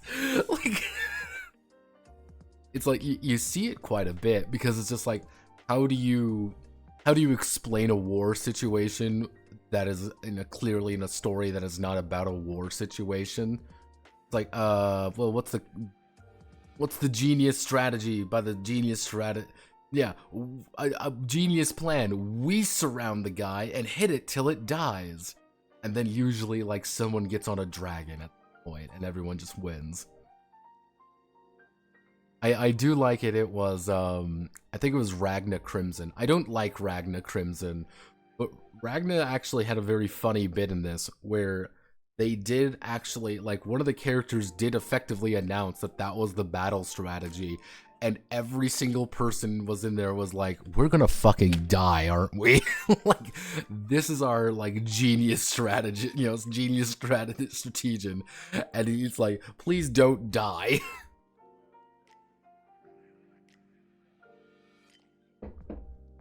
That was Silver Princess's arc, I think.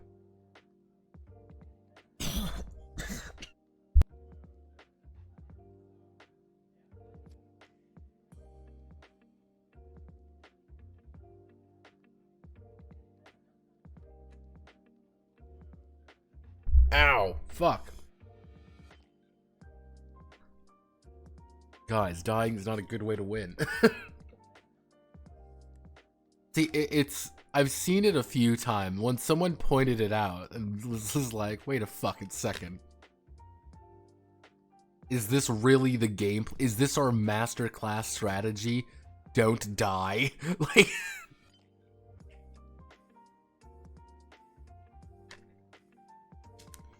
yeah, and mind you, it is always the same, I've realized, with like big war scenes and like mostly more comedic isekai. I'm doing well, Spartan, by the way. Hello. More comedic isekais. It's like, here's the big war scene, and it's like it's just like this overwhelming, like, catastrophic victory because someone does the thing. And like, don't worry, the linchpin of our strategy has succeeded. And because of that, we've taken no casualties in this giant, like, battle. It's just like, oh, I mean, good job, team. I'm not going to say not good job, but I feel slightly, underwhelmed by this battle. See, and then you get things that's like, hey Griffith, what's the strategy for this battle? Well, here's my here's my like 3-paragraph long explanation of like how I will be moving in the battle. And then he turns to Guts. Guts, I need you to single-handedly fix the entire issue if things go wrong. And Guts is like, yeah, I can do that.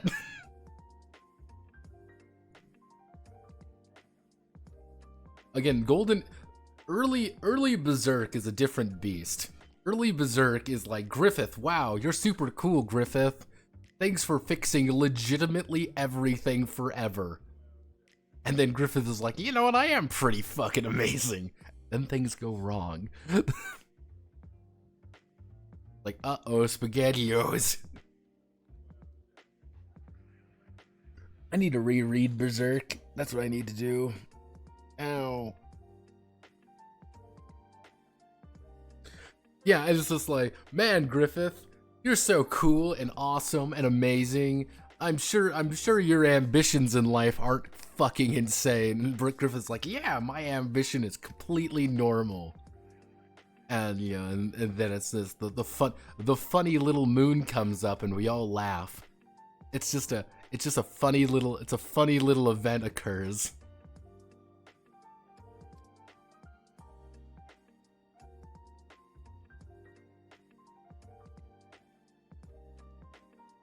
Like quite literally, and then a funny little event occurs.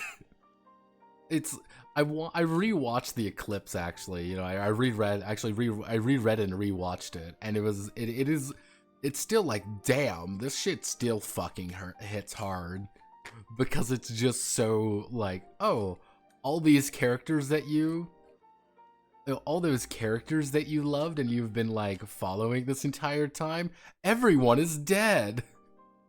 And it's like, oh shit.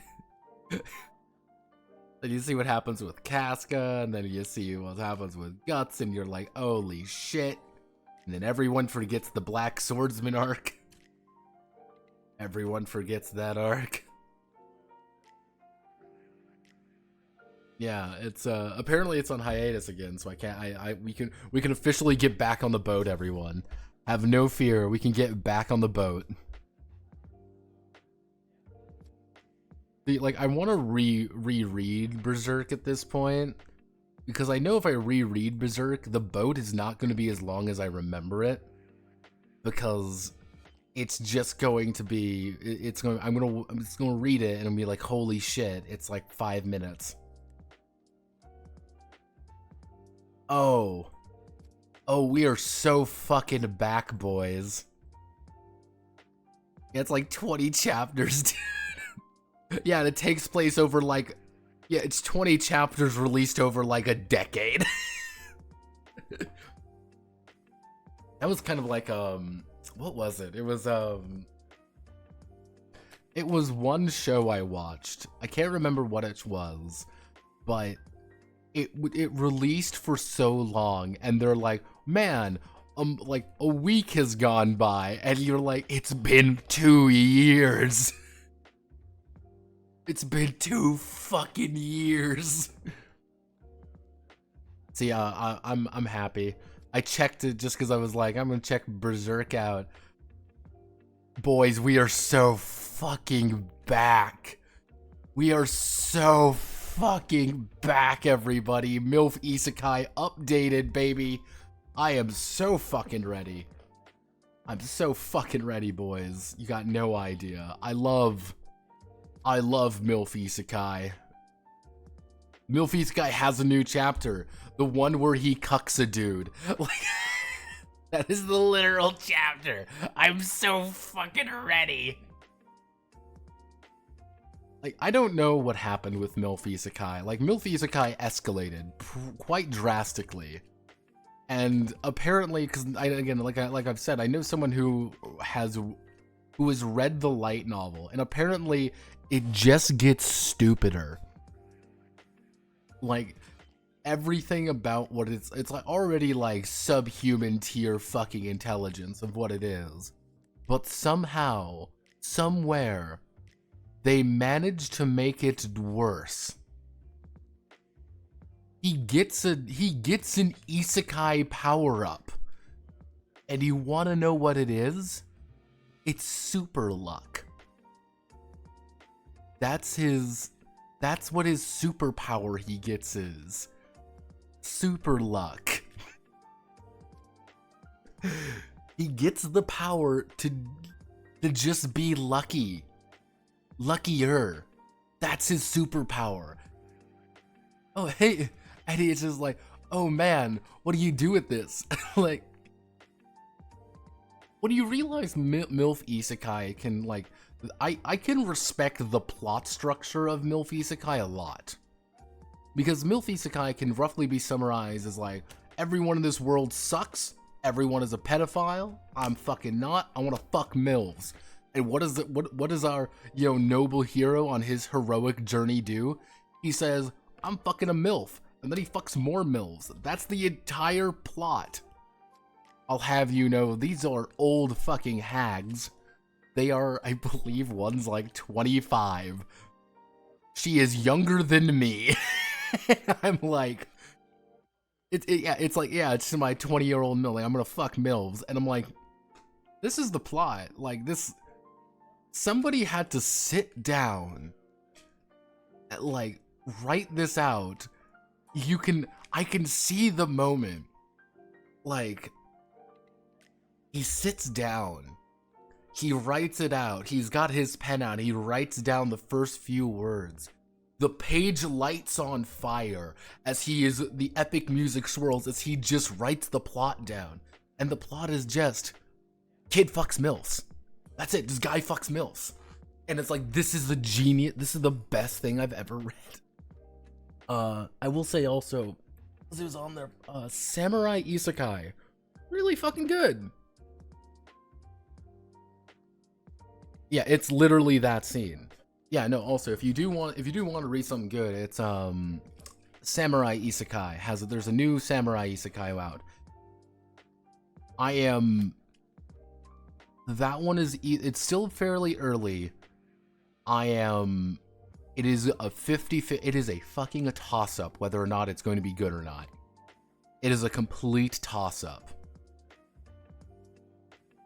Because it can be really good, it can be really good if they keep on the path they're going. If they choose to make it more isekai, I could see it getting worse, but the path they are on right now is really good and really interesting, because the premise is very simple. She did not, it is about a samurai girl, little samurai girl, who is a fucking psychopath, by the way, on the battlefield, and she survived somehow Battle of not Sekigahara. It was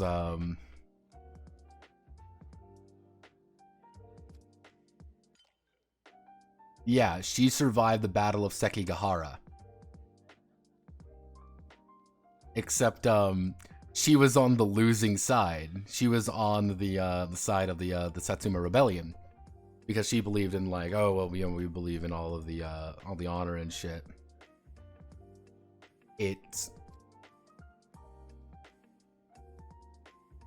And oh, give me 1 second. I will explain in a minute. I'm getting a phone.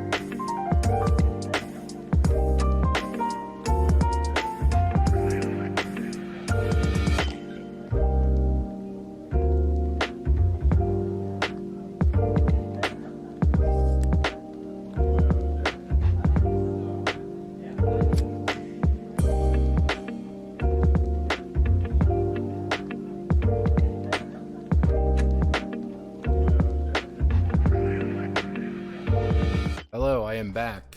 Emotional support notepad has returned. Anytime my mother has a problem at work, I'm the one who has to, you know, like talk her through of what to do. And the people at her work are dumbasses. Every single one of them are subhuman troglodytes that hate one another and actively plot one another's downfalls. And so it's like, I hate all of you people. Please be normal, and it doesn't work.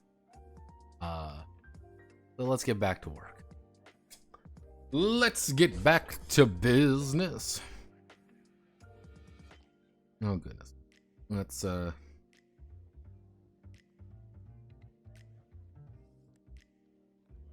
goodness. Let me just double check some things. Okay, so let's see. So we've got the gaining momentum phase, some actions. We've got our combat actions. We've zone conditions. We need to see. I think we need to put in actual combat conditions.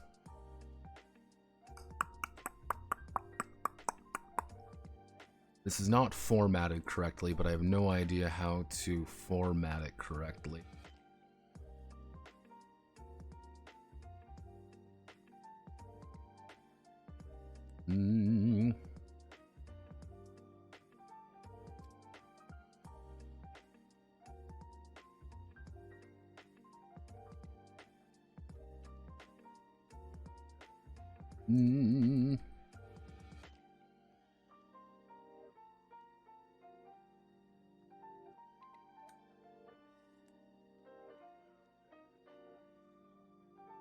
Ooh. During the battle, individual students may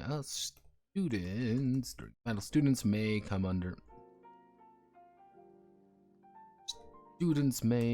under the effect of different conditions during the battle. Each of these impacting the performance of the student. If they impacting the performance of the student, each condition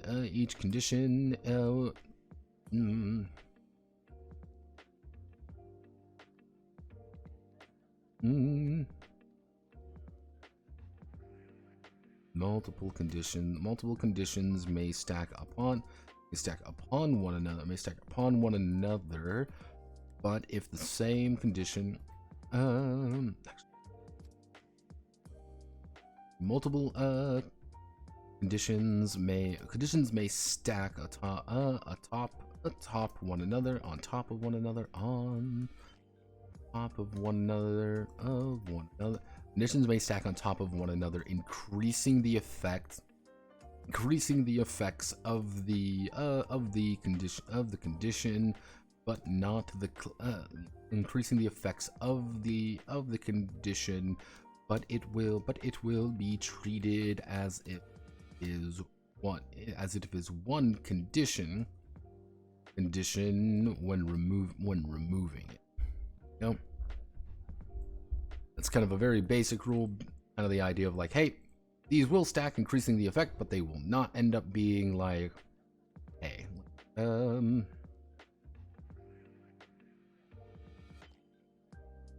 see.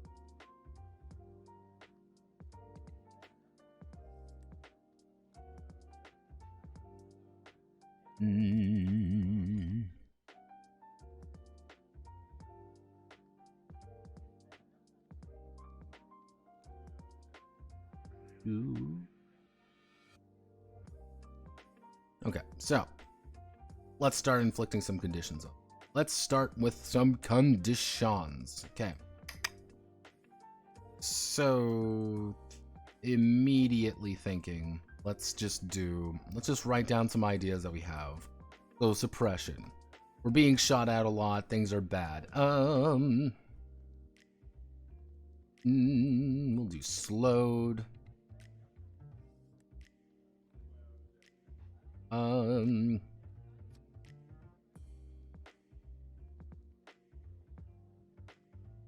Flamed. I've been lit on fire. That's a very common situation that people might find themselves in. I am literally actually on fire. We want to do exposed. No, actually not exposed. We want to do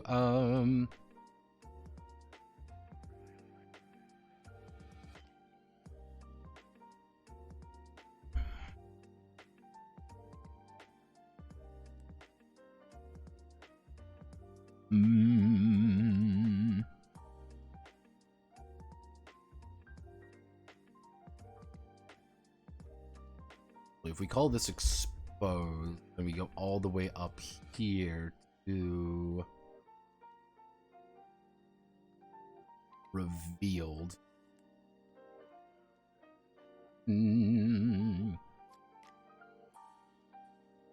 Stunned is a pretty solid idea. We could do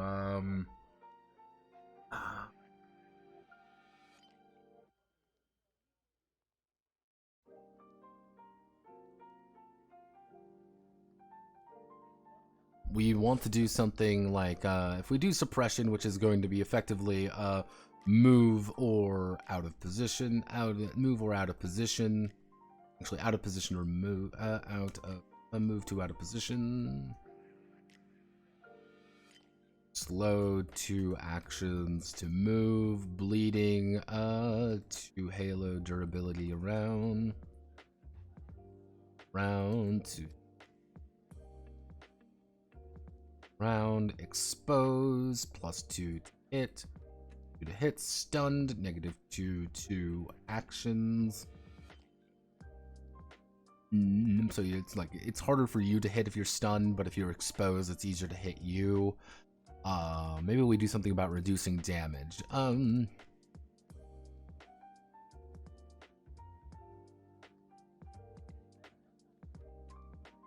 Maybe something like fatigue, -2 damage.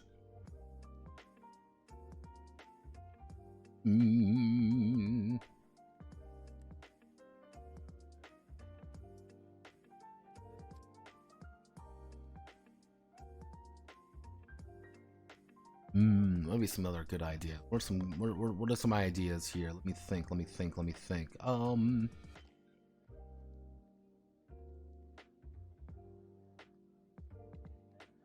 Gun is jammed. Easy enough to understand. Gun is jammed.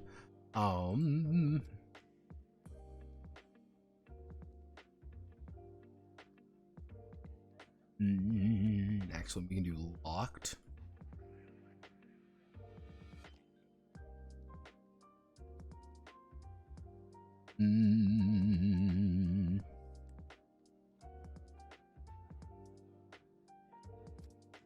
Actually, why don't we do 2 actions to shoot? If we do +1 actions to shoot, slowed would be +1 actions to move, jammed, reload, or no shoot. Reload or no shoot. Items, we lock an item in place so you can't use some of your items, you can't use some of your gear. Maybe a good actually what would be a good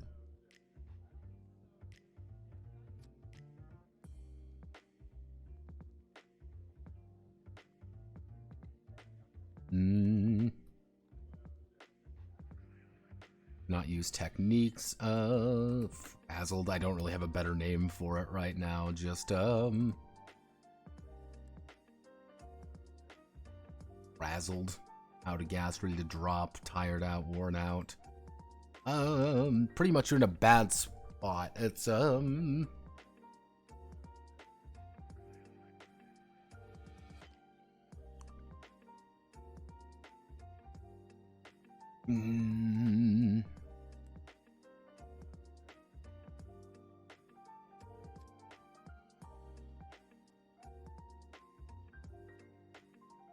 time. So maybe we do something like this. This is quite a few different conditions to kind of play around with. So, bleeding, or do we put bleeding and inflame together? You know what? Let's put bleeding and inflame together. What we'll do is called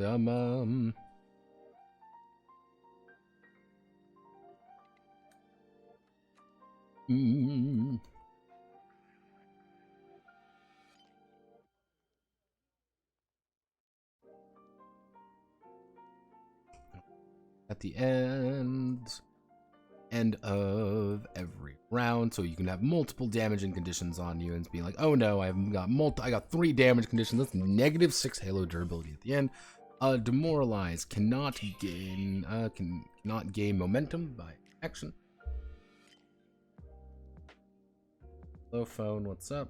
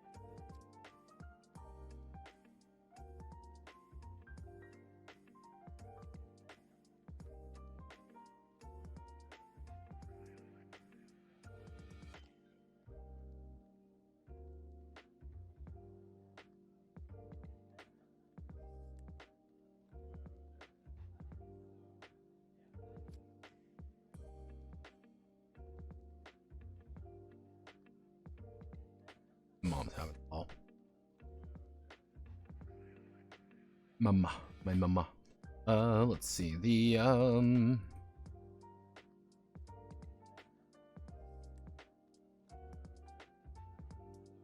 cannot generate a momentum on their turn. So pretty much cannot generate momentum. Even if they were in a good position, even if they've got all these things, you cannot generate momentum. Demoralize is very bad.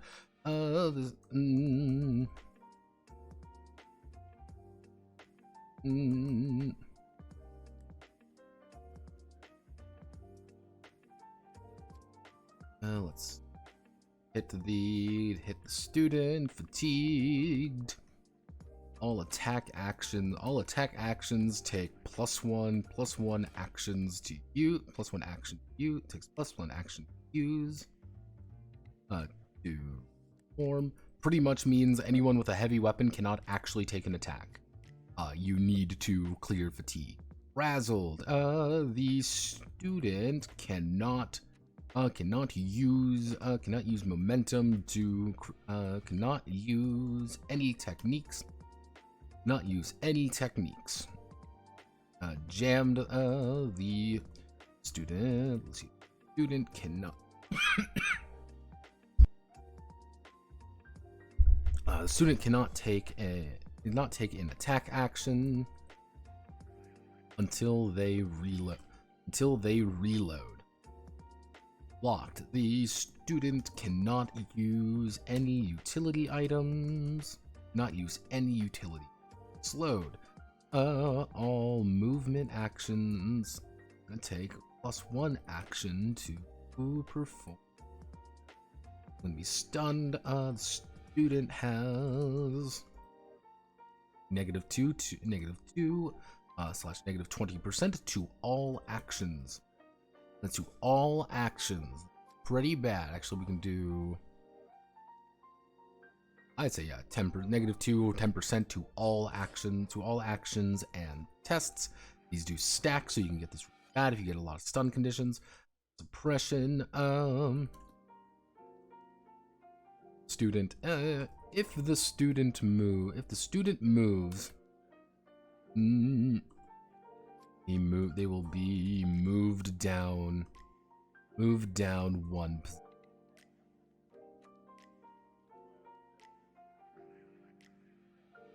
go.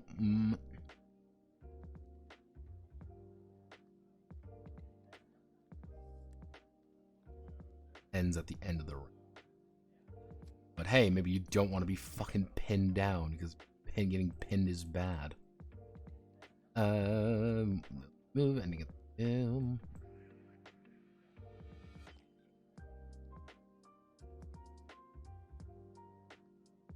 Alright. Personal conditions, we should be fine there. What else am I missing? Personal conditions, gaining momentum action.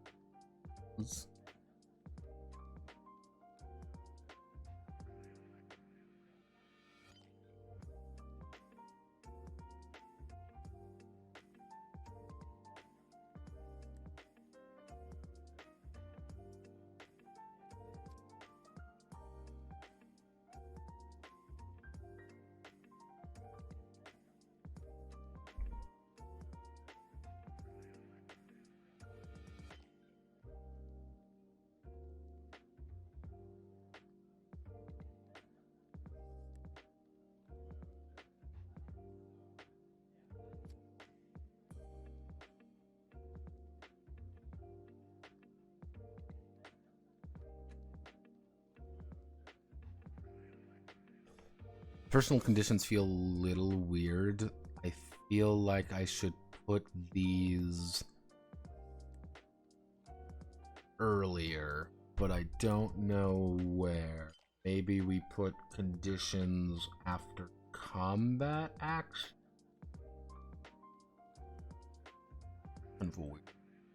Something doesn't seem right there. I have no idea what it is.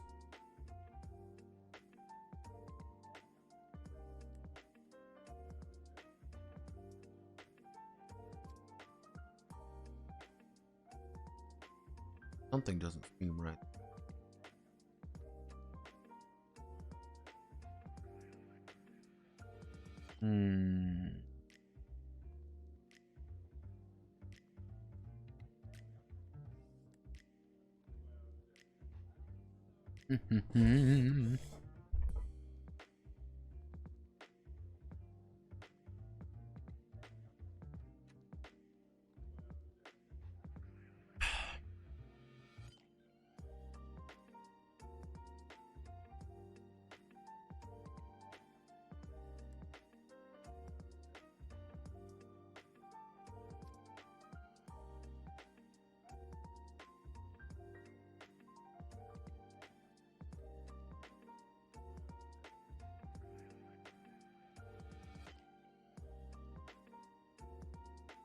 Okay, that's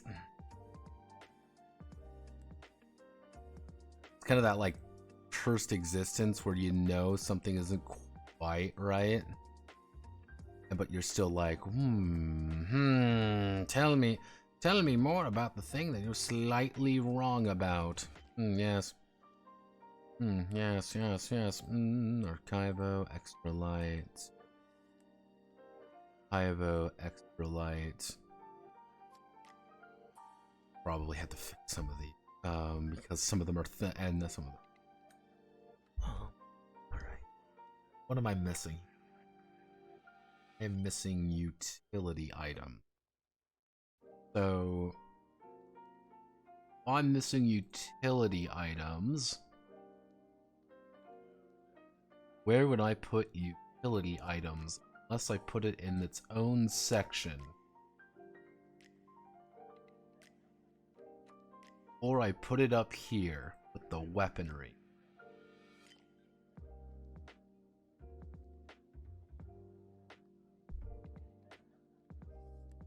If we put it up here with the weaponry,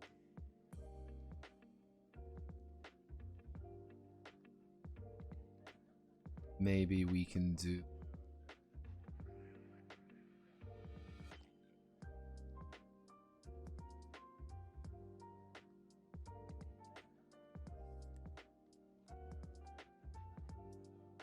Utility items. Assault rifle. I mean, that is a utility item. I mean, if we put that up there, put this here, we do Jackson's. Yeah.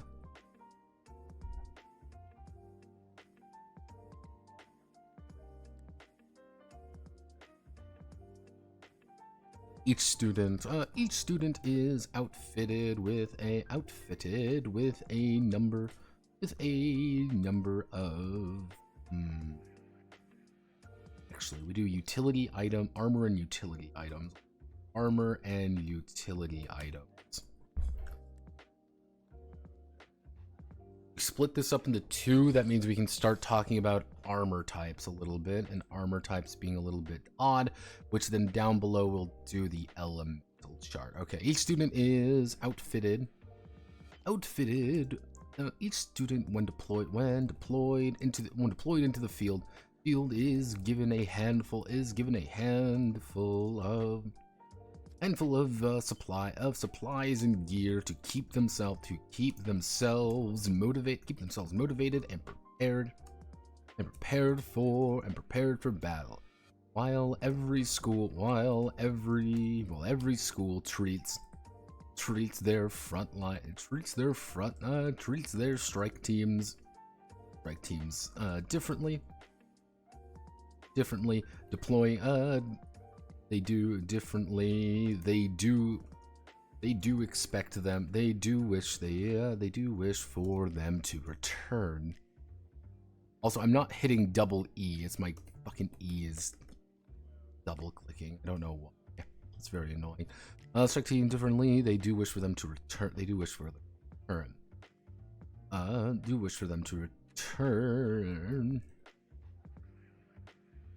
So we do this, and then we heading 3, which is going to be first armor.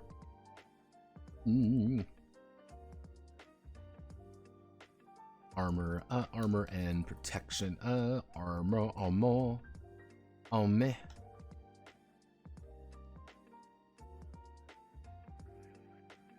Traditionally, each academy has a dedicated uniform.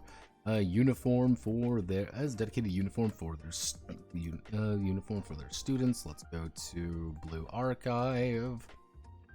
Let's find Izoi does not have actually her own thing, so that's a bad example. Let's go to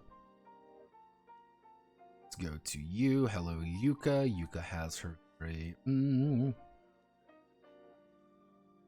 Millennium's blazer, because they all have slightly fucking different goddamn uniforms. They all have different uniforms, and none of them fucking work.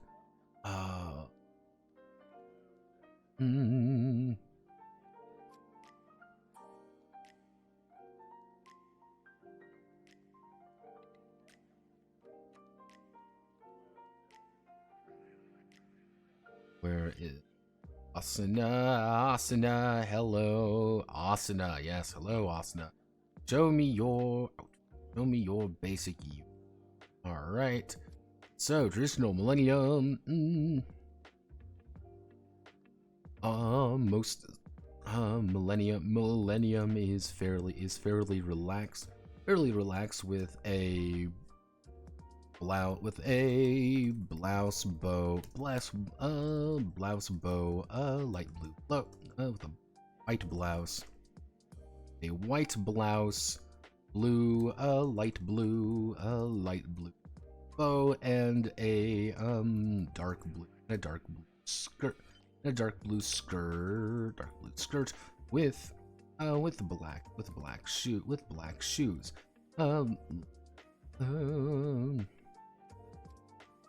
While on the other hand, Trinity's sister, or that, because if we double check with her, we need to enter Karen, because Karen's really another one that's relevant.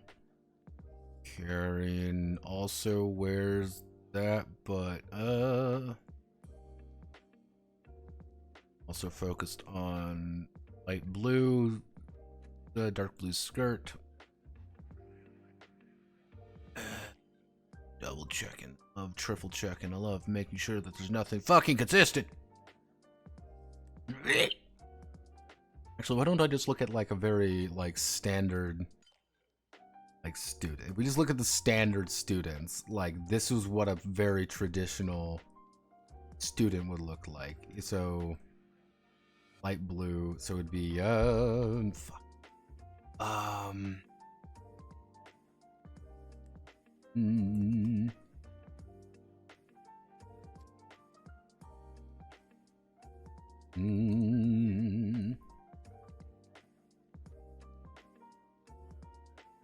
Different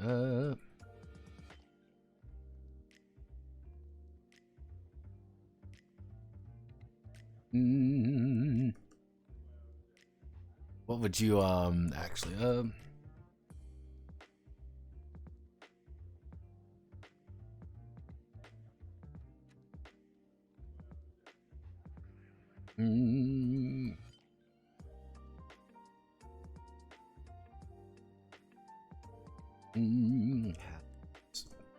habits, unhabit, because fun fact, there are literal actual just nuns in Kavodos. There are actually literal nuns, because like this is a standard Trinity student. However, you also have like here's an actual literal nun that's just here. You're one of the she's a member of the Sisterhood. There's a generic Sisterhood member. God, how would you describe that? That's not a fucking habit, I can tell you that much. All this sticky material on the keyboard. Yeah, like I've talked to people being like I should use Steam and that'll clean everything up, and it's like that seems like a bad idea. Let's see. And contrasting Trinity's variety of viewing from full habits to more standard blazers, more standard blazer uniform, blazer uniforms. In the heat of due to the Halo's protective influence. Due to the Halo's protective influence, most of the students of Kavodos are more than protected, wearing, let's see, most of the students of the Kavodos are more than protected wearing using just their uniform. However, deploying into hostile territory. Deploying in hostile territory, absolute. Laser type, territory.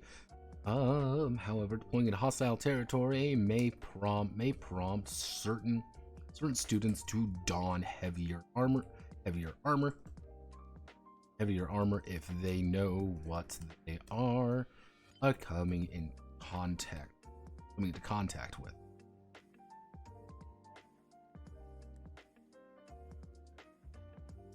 Generally speaking, the idea is you can kind of like, there isn't really any, I'm not going to be like really strict when it comes to like, oh, well, you have to wear this kind of armor or anything like that. I don't want that. I don't think that is correct.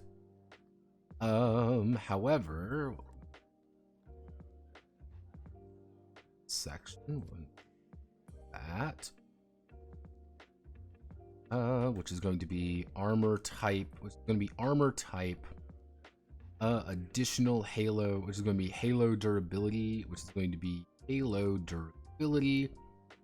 and then restrictions.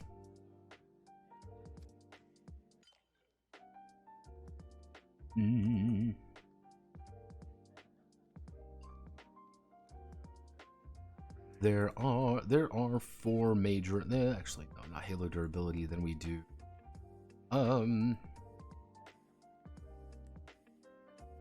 there are four major armor, there are four armor types, each one increasing the number of armor plates, defensive measures, let's see, armor plates, defensive measures, or Keep the student underneath. Keep the student underneath. Perfectly safe. Perfectly safe. Armor will increase the halo durability of the student by a set amount. However, wearing the armor also incurs an initiative capital initiative penalty. Actually, there's a penalty to initiative, causing the student to act later, which may be detrimental to their health. So armor type. So basic armor type was going to be uniform. Zero initiative penalty. Restrictions. We want going to do, what do we call it? They are combat roll, which is then going to be under light armor, which is going to be an additional, which is going to be plus 10 halo durability. It's going to be -2 initiative, and this is going to be primarily for assault. It's going to be AS and TA. TA. Heavy armor, which is going to be 25 HP, which is going to be an insane amount of HP, but you have a -6 to your fucking initiative. Actually, we'll do -3, -6, which is going to be exclusively for tanks, and then we're going to call it a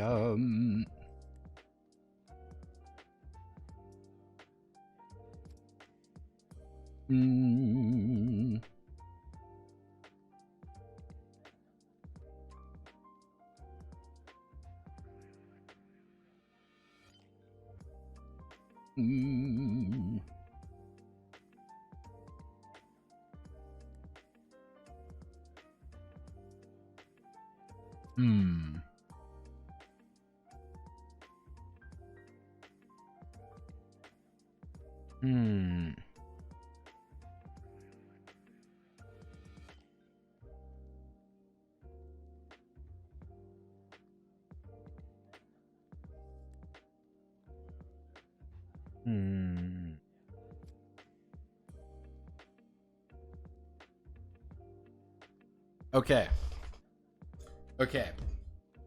This is important. This is a very important thing that we must understand.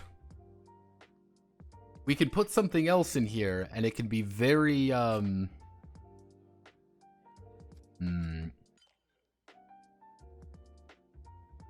Actually, you know what? Let me we can do a hard suit, but hard suits you're gonna have to buy. You effectively have to buy it. And if you're buying a hard suit, you are literally going to act last. You are going to take it. Your initiative roll, for context sake, is going to be 2d10 minus 9. Like, I rolled a 7. I would have a -2 for my initiative. I would go below the people who rolled 0. You are going dead last. That is a slot at the very end of combat, and a lot of things are just not useful at that. So the people who are doing that might get lit the fuck up already, and it's like, okay, we've lost a slot. Effectively. Let's...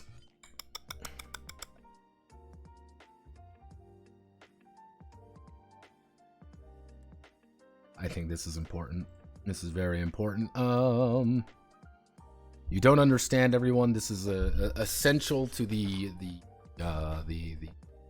Blue Archive experience.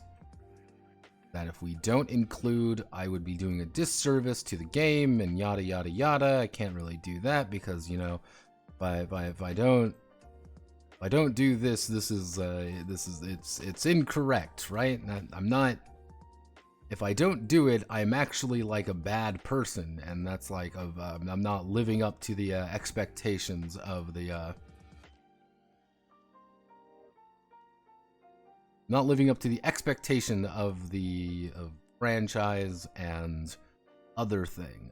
Exotic armors, and check this out real fast. We want middle. We want to put exotic armor.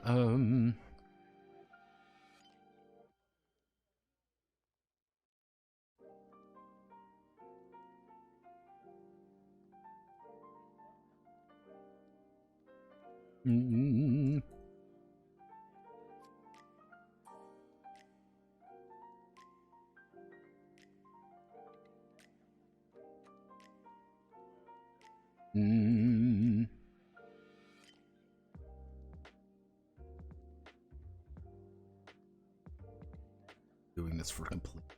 Go. We do that. We do that. Can we do?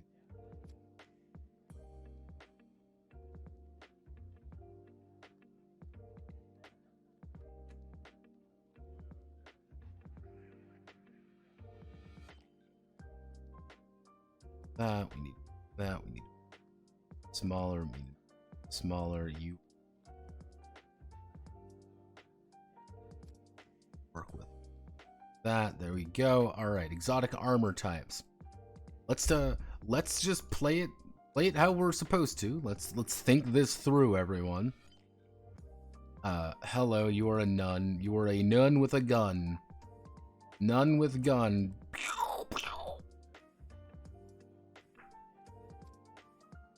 No. Can't fucking see my eyes. Now, I'm doing this for completeness' sake. You must perfectly understand this. So actually this is the New Year's version, so this would be formal wear, and that's actually, you're going to be 0. You're going to have 0 initiative. You're going to have 2 initiative penalty wearing that, but it's going to be used everyone.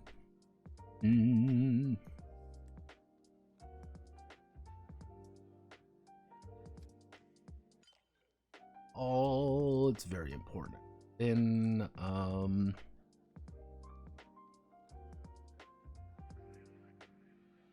New Year variant, I would say the New Year variant is formal wear. So who else am I missing?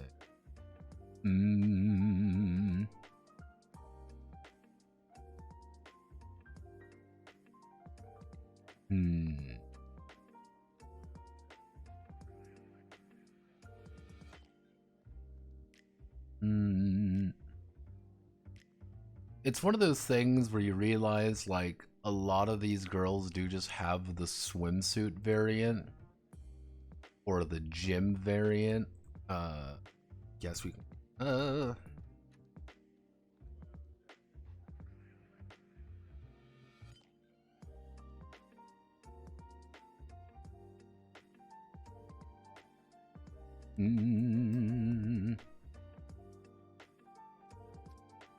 Actual fucking tank suit. Exotic, quote, exotic armor, end quote. There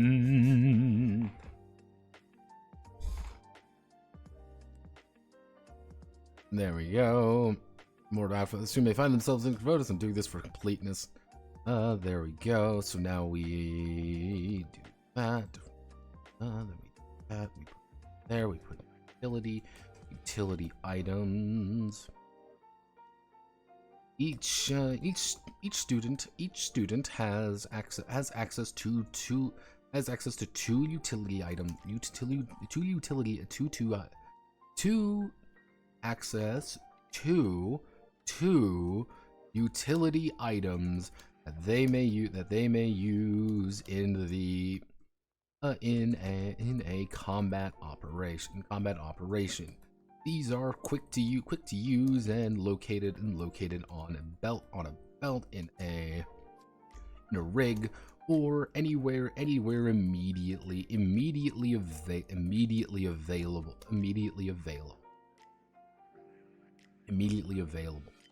to the same utility item. The same utility item may be used twice, may be chosen twice. Same utility item may be chosen twice. Let's see. Same utility item may be chosen twice to fill both of the slots. Let's see. Same utility item may be chosen fill twice to fill both of the slots. Fill both slots. Support character. Support students. Students may select a third item. May select a third item, which may also be the same. If you want to play just a student who has a shit ton of grenades, I cannot stop you. You're just the lunatic girl with grenades.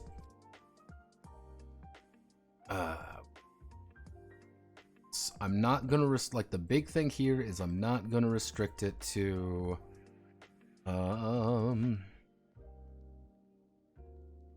don't think restricting it down to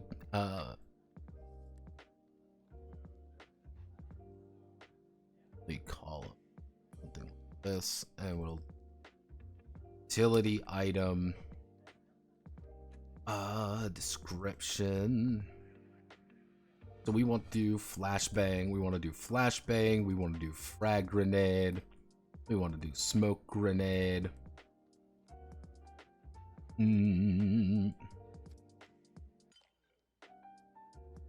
What other fun and exciting items would be useful for a bunch of student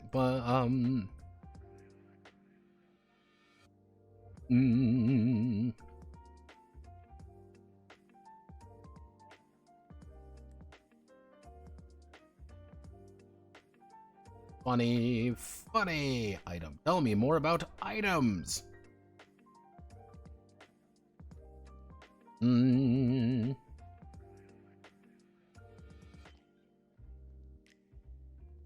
Advantage. Tell me more. I need to learn about items. Learning about equipment. Gonna find stuff that you can use and throw at fucking people because they're grenades.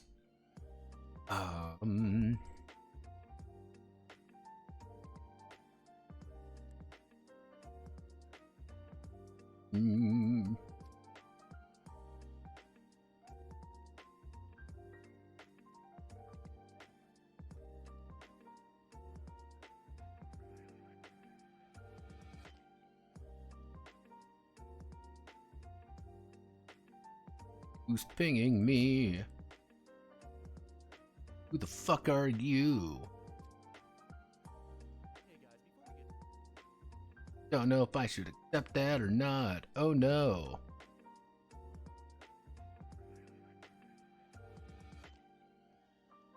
People are commenting on.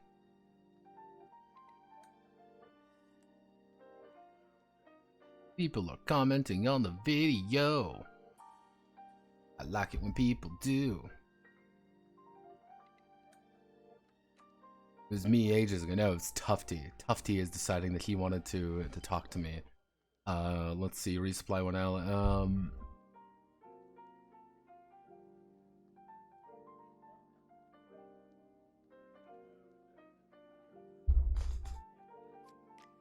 Let's see. Flashbang, frag grenade, smoke grenade, supply station. I want to do like a health stim.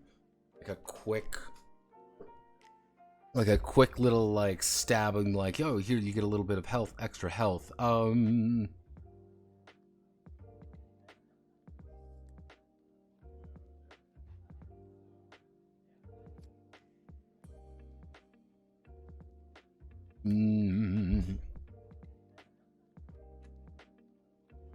Cookie. What's some other funny items that we could? What are some other funny items that we can add in? Have no fear, I love funny items. Let's take a look about we want to I don't want to do anything when it comes to item, when it comes to momentum. I don't want to do anything with that. I don't think that's appropriate. But maybe we can, let's...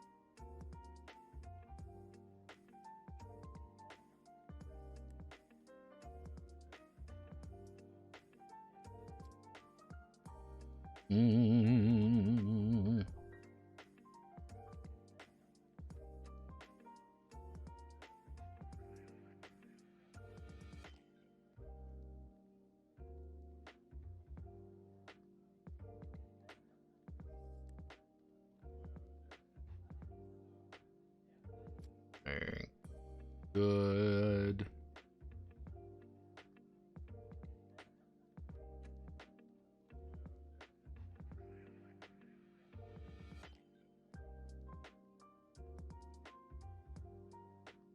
Rainbow Six Siege item. No, not,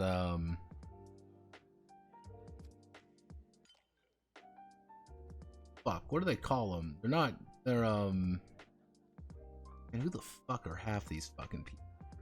What do you call them? Not their utility, or not their gadgets, that's what, gadget R6. R6 says. Tell me more about gadgets.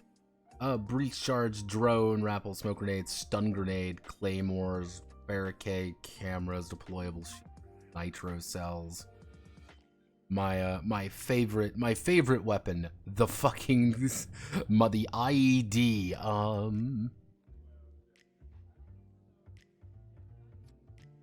Actually, we can do, here's IED, the Wonder Dog.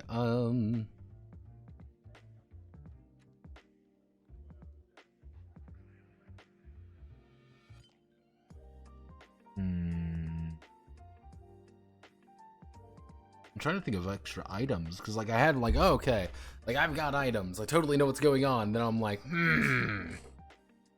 like, shit,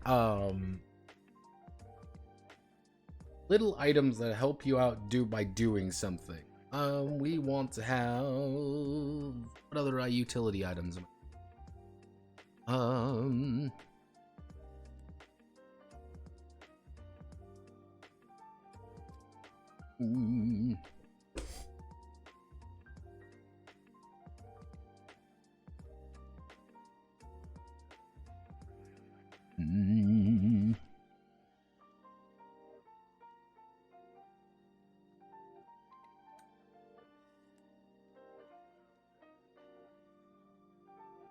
Actually, you know what we can do?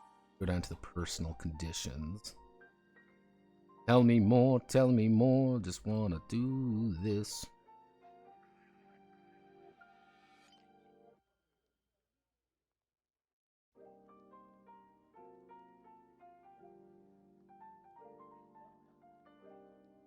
We want to do energy drink is going to be fatigued, frazzled, slowed, fatigue, recover from fatigued, frazzled, slow, slowed, stunned. We're going to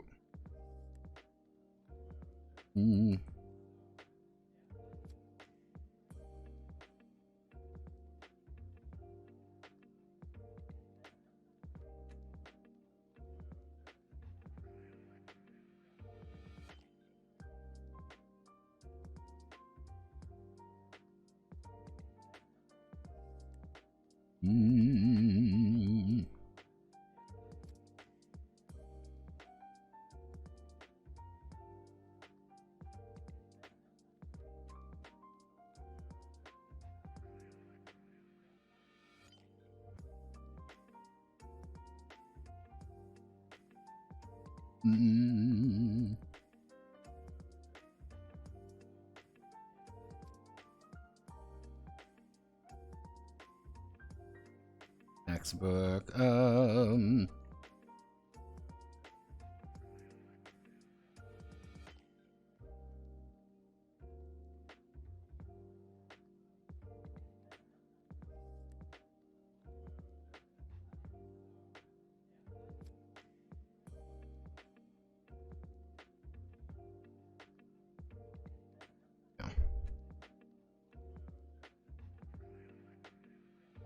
We do that, and then a flashbang is flashbang. We're going to do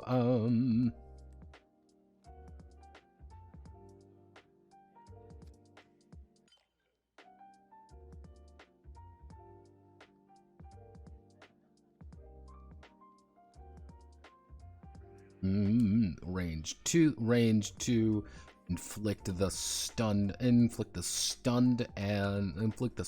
condition on every target in the zone. Frag grenade, range 2. Inflict 1d10 halo durability. Actually, 1d10 damage on every target in the zone. Smoke grenade, range 2. Add the obscuring zone condition to the zone until the end of the round.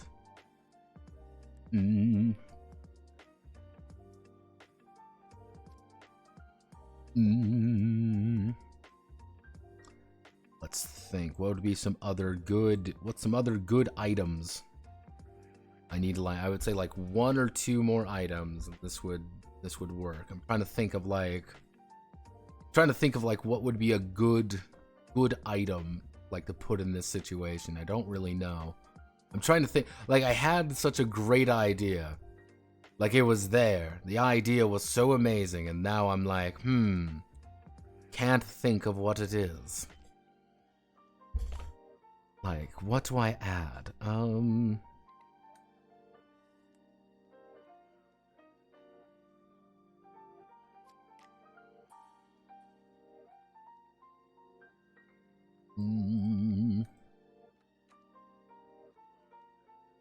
Maybe this would be enough. Oh, nope, didn't mean to do that. We need to pin header row. We need to get here. We're ascending.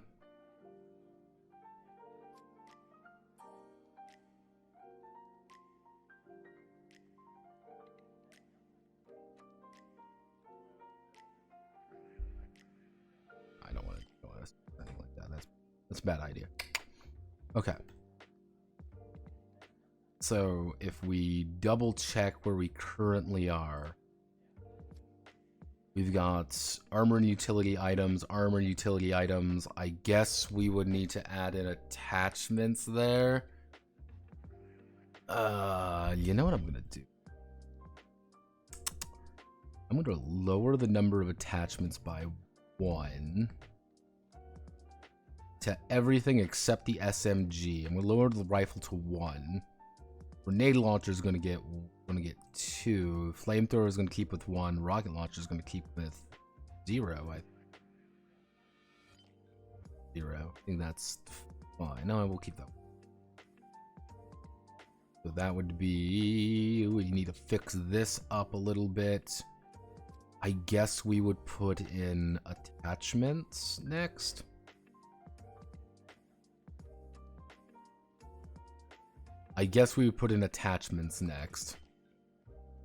And then it would be, if we want to grab, it would be a frag grenade.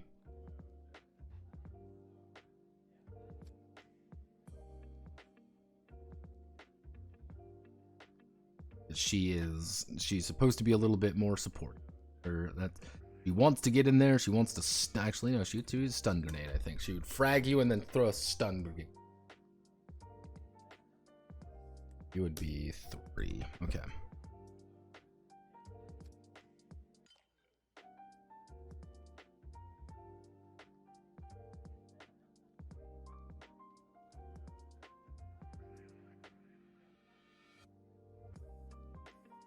Okay, so here's what I'm gonna do. I'm working on this for 3 hours, about 7:30, and we'll call it here.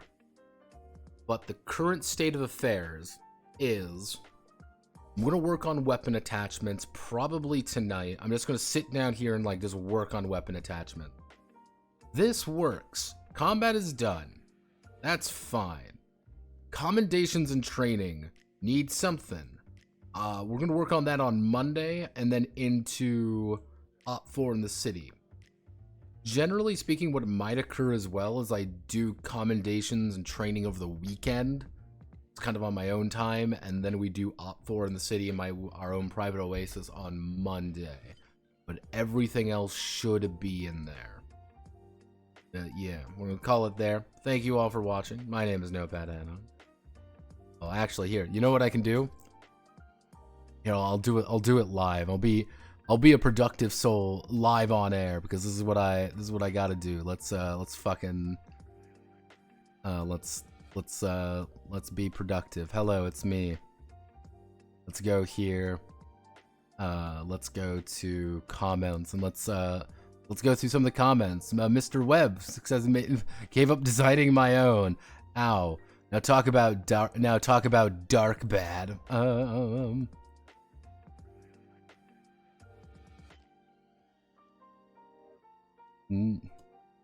Unironically, I may put it in.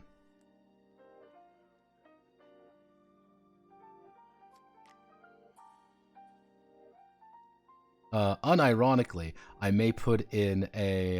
Unironically, I may put it in a in a rapid fire simply because there is some interesting notes about. There are some interesting notes about it. Dark Bat is unironically speaking, Dark Bat is really interesting. 50 years of Force BNX can't even consider OSR. Reshuffle the words for you homebrew rule packages for good measure, but I guess that's what people really want. If you rely on systems to drive the fun of the game and not the GM and players, the game has already been lost. Systems don't matter, people do. It's a lame game, you're surrounded by lame people. I don't agree with your review, but we'll see. I can watch paint dry. I can watch paint dry with my friends and have a good time. If the system we're playing,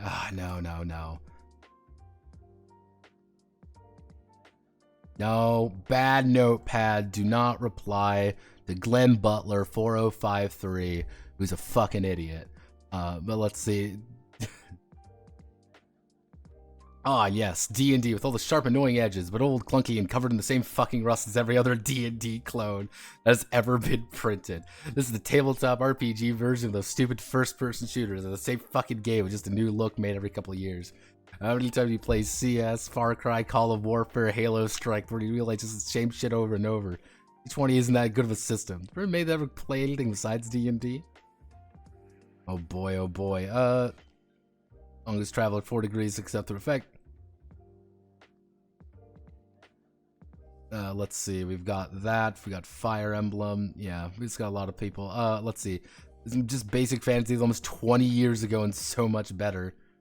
There we go. 1.3 million USD ain't small. Yeah, there we go. You know what, there we are. Malaysia is mentioned .jpg. Yes, generally speaking, the Shadow Dark video has done quite well. People seem to like it. You also get this fucking goober over here, and this motherfucker. Have you done anything productive?